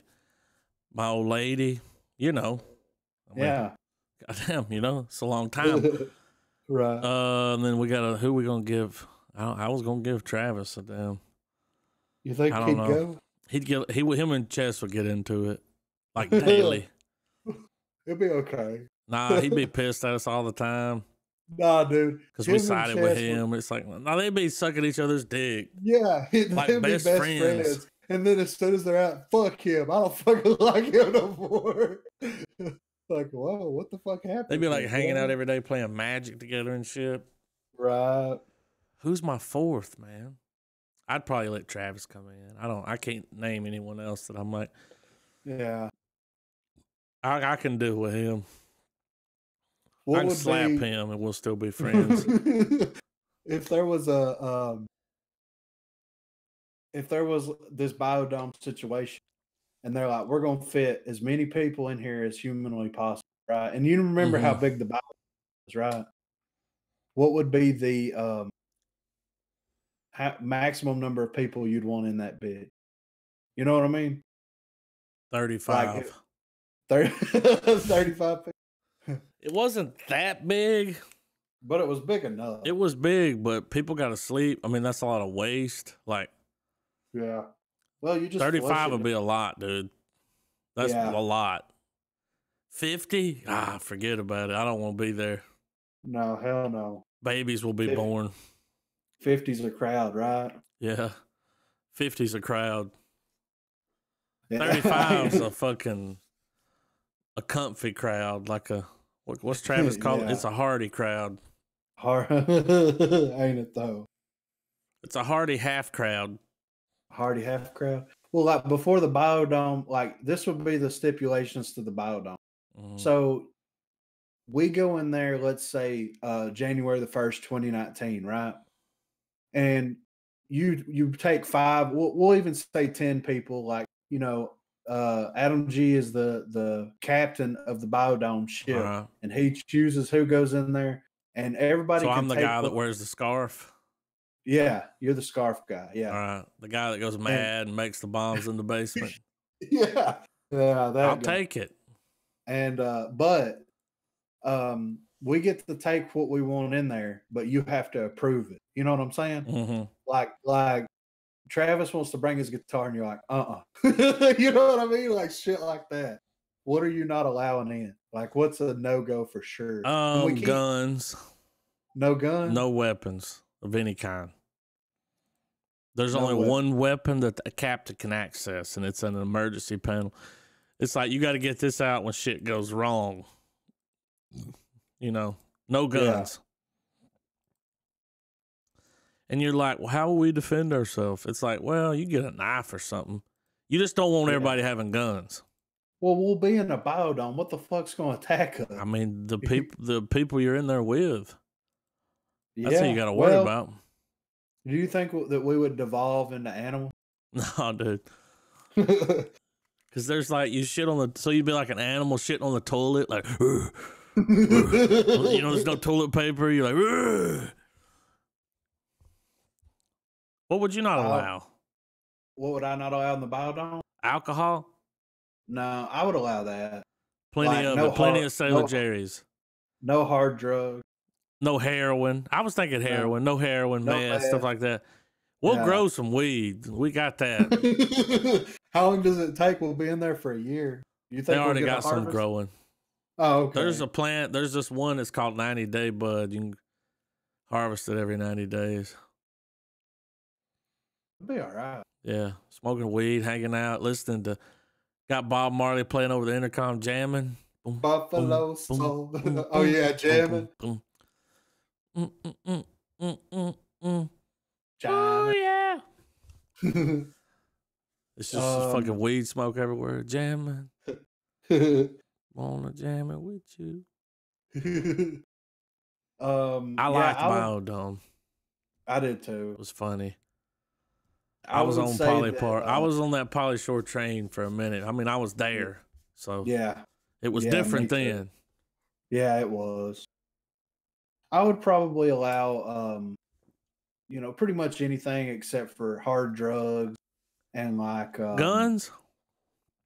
I mean, I want to think that the desert part of the biodome is a shooting range.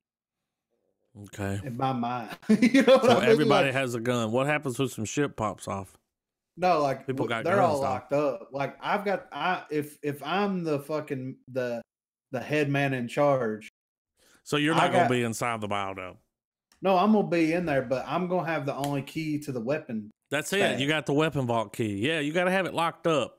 Yeah, I mean we can't. Because we watched The Walking Dead, dude. You can't. Yeah, you can't be giving people guns because they just get brave. Right, but here's the thing: like you can have internet. Like this is what I would do. You can have internet, but you don't have any access to social media. You can't post on there, so you can't go stream on Twitch. No, dude, you can't. But you can play video shit. But you just don't have any contact with like if we all play video games together online, like we can talk to each other, but we can't talk to people on. Here's what I would do. How long do we have to live in this biodome? I would say in this scenario, a year. Okay. Let's up the ante too. Because a year ain't shit. Yeah, that's true. 2 years, all right? If I was in the biodome for 2 years, I would walk around and vlog daily. Can't upload it yet, but every day I'd go back to my room, cut my video. Here's my video for the day, labeled it, date it, bam. And the day I get out, all of them online, bam, bam. One right Here's after my whole fucking, here's 2 years every day vlogged out from inside the biodome living. You'd get 1 billion hits. Quick, smart. What That's if would you do it where like you do the biodome, you're the dude in charge and everything, but we don't have any access to the outside world. We have internet, but we can't. So you don't even know what's going on out there. No, but they've got cameras installed and people can watch y'all. It's Truman Show. Yeah. Truman Show style, yeah. That's the way it should be. Yeah. They were actually gonna find this is really cool, and I'm behind this shit 100%. Like they were gonna fund Mars mission like that. They were like, listen, this is what they thought about doing. You put up people on Mars, there's a base, there's people. Yeah. You got cameras everywhere. Yeah. The world can watch it. It's a channel, it's pay-per-view, it's whatever. They sell ad space, it's a TV show. You're watching these people colonize Mars. Yeah. You know, did you watch the colony today? What's the colony up to, you know? That's cool as fuck, man. Yeah, I would be in. How you watch you know how you go on the NASA channel and watch the space station for a little while? They're just like floating around, peeing in jars and shit. You're watching that on Mars. Real time. These motherfuckers like every now and then the camera cuts out because they have a scare. They think the damn pod's gonna blow up, so they kill the feed. And the whole world's like, what happened? Dude, I'd be watching that shit all the time. You would see people be born. Yeah. Like, well, they thought about doing that to fund it. Well, that's a good idea. Well, because think about it. You have like Big Brother, Survivor, all that stupid shit where it's a reality TV show fabricated to a certain extent. So this is going to be different because it's going to be a little boring at times. Well, this is going to be different because it's going to be real people not voting each other out. No plotting behind the scenes. This is real life. Yeah. If someone dies, they really die. Yeah, exactly. If someone gets locked out of a pod and runs out of oxygen, that's it. Toast. Yeah. And what's cool about that, man, is like you show that to the world and let them pay for the missions, let them keep it up. And then at the same time, you see where your money's going. Yeah. Every week, they have a website that's updated with the docket for the week. Like, you tune in at this time and you can watch so-and-so fucking run soil samples or... Yeah. It's all laid out because they have their missions. They're on paper. This is what we have to do. Yeah, we got to do this today. Yeah. Tomorrow we got to do this. Like, it's going to be like this for a minute. Some shit we got to do every day. And then they're filming everyone. When you go to the Mars channel, let's face it, it'll probably be from a computer. You can pick which feed you want to see because people will be doing the same shit at one time. You can pull up more than one feed. Yeah. But watching a dude like walking around on the outside of Mars, like talking to the camera, you know, like, thanks for those bits, fucking streamer 891. Yeah. Like streaming from Mars. I would watch. I'm down. I'd watch it, man. That's awesome. Yeah. I would live in the biodome. Yeah. For 2 you know, years. they have those little domes, little biodome type things. They actually put the Mars people in those to see if how that affects them. Yeah. Have you seen those? They have them in like Arizona and Texas. And what the fuck is that alarm about? 9:35. Wake up, motherfucker. Yeah. You know what I'm saying? Yeah. Biodome. I like the biodome, man. I thought it was funny. I do. Yeah. Oh, yeah. It's still fucking funny. Enjoys it. Bud and Doyle. Bud and Doyle. Free, mahi, free. Ah! One of my favorite parts is when they were in that room and then they figured out they could go over the ceiling and get to the supply room. Yeah. And they go in there and they hit laughing gas. Oh, so they're huffing this laughing gas. They're eating chips. And he opens this can of Spam and pulls out a big chunk of Spam. And he's got that gas mask on his face for the laughing gas. And he goes, hey, I feel like a duck-tail platypus. And he puts that Spam in that mask. And he's like, rah, rah, rah. Like munching on it. And then the next day they come in. It was hilarious, dude. It stuck with me for life. Yeah. Every time I think Pauly Shore, I'm like, I feel like a duck-tail platypus. That and Son-in-Law are my two favorites. Son-in-Law is hilarious. Yeah. I mean, that's like the classic bringing the fucking, the city slicker home for the weekend. He don't know how to feed hogs. I like Son-in-Law. But then things kind of went downhill. Encino Man was all right. Hello? Am I back? Yeah, can you hear me? Yeah, can you hear me? I can hear you the whole time. Oh, my internet fucking dropped out for a second and I didn't hear shit. I could hear you. But Son-in-Law, Biodome, Encino Man. Yeah. That's like the first time we got like some Brendan Fraser. Oh, and yeah. Then was Pauly Shore in fucking Airheads? I think he was. It was no, he was in the Army now. In the Army now? I like that one. Yeah. Andy Dick. Yeah. Jury Duty was like Jury Duty when it started going downhill. When do you think he's gonna make his resurgence? His Pauly Shore resurgence? Well, he does stuff online, and he still does the thing, and his mom owned the Comedy Store, so yeah, she passed. Yeah, Mitzi. So I'm guessing he owns that, right? I mean, I would have to say he owns a piece of it, but I saw him. He did Joey Diaz, and I saw him on another podcast. Like, yeah, the industry wasn't good to him after the 90s. No. Like, remember when he did that thing a while back where he was going to adopt the black baby? No. That a Pauly Shore movie? You don't remember that? No. I watched it, dude. I've always liked Pauly Shore because he was just different. Yeah. The Weasel. Hang on, let me find it. Because he did like he went and was like going to adopt a black kid or something from another country. Adopted. 2009. Wow. Let's see. Yeah, dude, right here. And it was like shot documentary style. You know what I mean? Like it was a movie, but it wasn't a movie. Yeah. Right here, this. So this is when he made his big comeback in 2009 where he was like, or 2009 when he was like, let me try to, he tried to get some shit going. And then Pauly Shore is dead. Did you see I heard that about one? that, but I watched that one too. Pretty good shot, kind of documentary style, Right. Rated R. But I always liked him.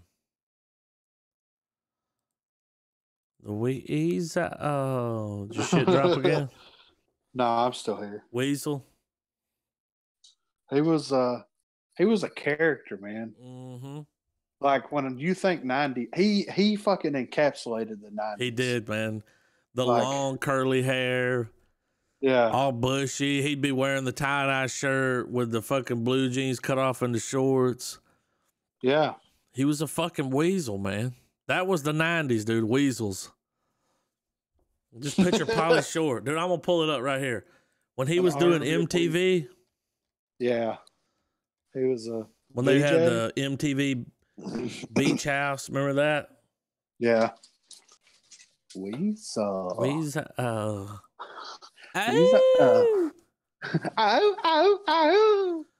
That I think that's the movie that did it for me too. Was like Son-in-Law, man. Yeah, that's like my first introduction. Well, and you, they were from the South. Well, I mean, you kind of knew what was up. You're like, yeah, look at this fucking Northern Fairy. Yeah, look at him, dude. That's the 90s, dog. Hold on, let me pull it up here. Shit. Oh, that's the 90s. Like coke. He looks coked up.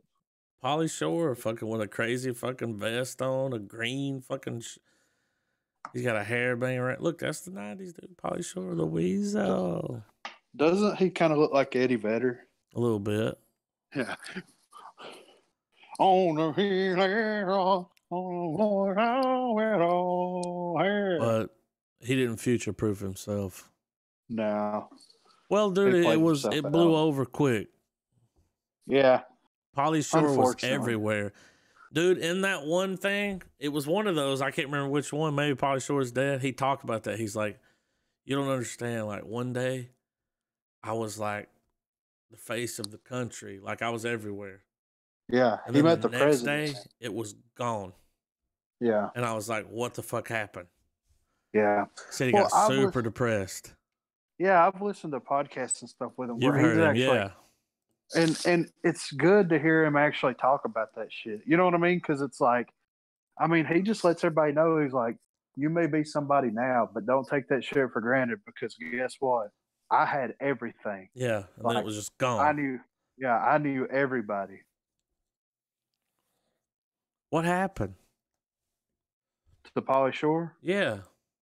The times changed. The 2000s hit. I mean, people were done with him. They fucking used him like a tampon and threw him away, you know?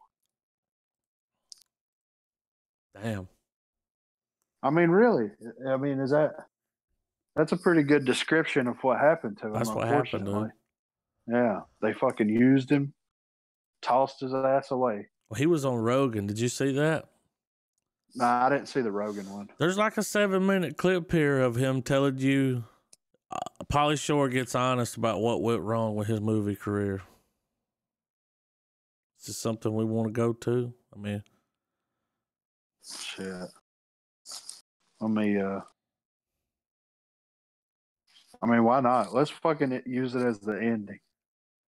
I'm sure it's fucking. Let's use it as the ending. Let's watch it. Let me get it pulled up here. All right, I'm ready. You ready? 3, 2, 1, play. What's up, freak bitch? Look at him, dude. Wow. But he's Pauly Shore, dude. Yeah.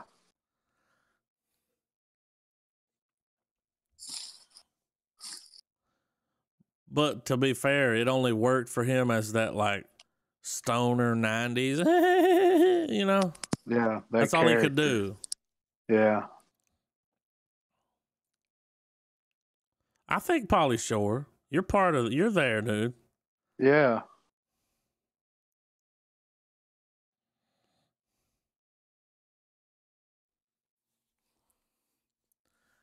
This motherfucker, he gonna cry when he get in the car, you know? Yeah, yeah. Can you imagine, dude? No. Like, dude, now he can like go in the store and nobody probably give a fuck. Like, yeah. I'd be like, Pauly Shore, dude. I'd give him a nod, like, what's up, dude? Yeah. The wheeze, oh. Look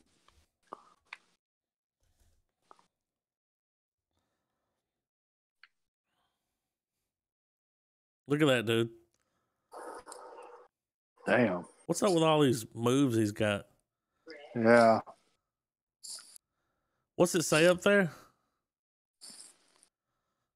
Sounds cool or something. I don't know. I can't see it.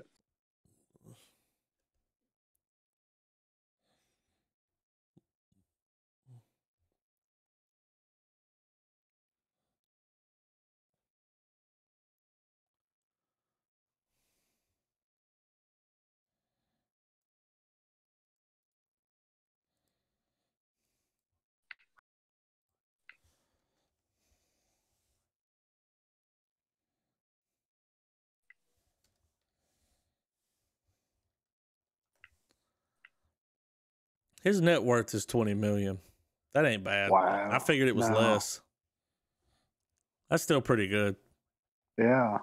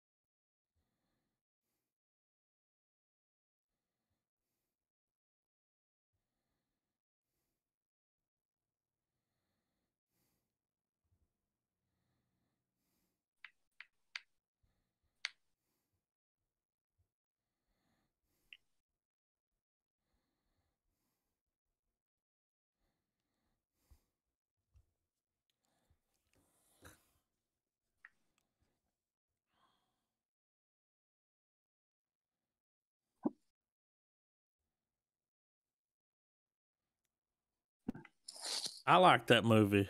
Yeah.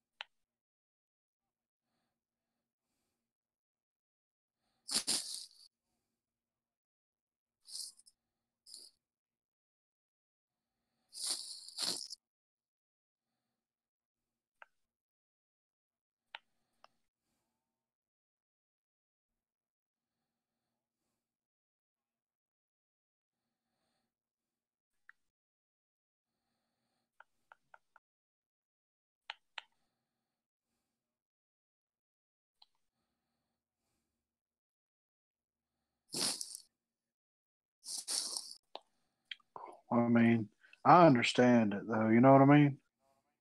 Mm-hmm. I mean, I really do. He went from being a megastar on the top of the world, yeah, to being like A-list status to being fuck. It's Pauly Shore. Yeah. Which sucks, dude. 'Cause, I mean, yeah, it does. But it was short lived, and they like burn you out on him. Oh yeah, they were just ramming Pauly Shore down your throat, dude. As much as you could handle. Well, I mean, at the end of the day, he had that time in his life, that legacy, and I mean, now he can do whatever he wants. My thing is if he wants to be in front of the camera, or why can't he produce his own content?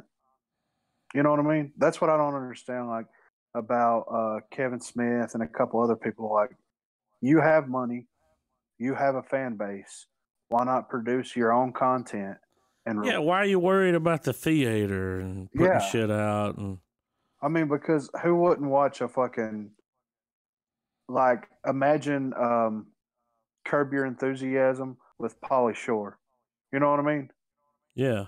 Where it's just like his day-to-day life, people fucking with him being being himself. You know what I mean? Like, he could do that. And Kevin Smith could do that. He could produce his own content and put it out there and just sell it. I mean, have ads in it ever so often and let that be that. But no, like, I get people's fascination with, oh, I want it on the big screen. I want it on the big screen. But at the end of the day, like, as long as the content's out there and your ideas are out there, who gives a fuck how they consume it? You know? Mm-hmm. That's what I don't understand. I mean, look at Joe Rogan. He built a podcasting fucking empire. He said in that clip, he said, I didn't really like acting. He said, I enjoy doing this. That's why he uploads a podcast almost every single day, you know? Mm-hmm. So that's all I got to say about that. Oh, well, what can you do?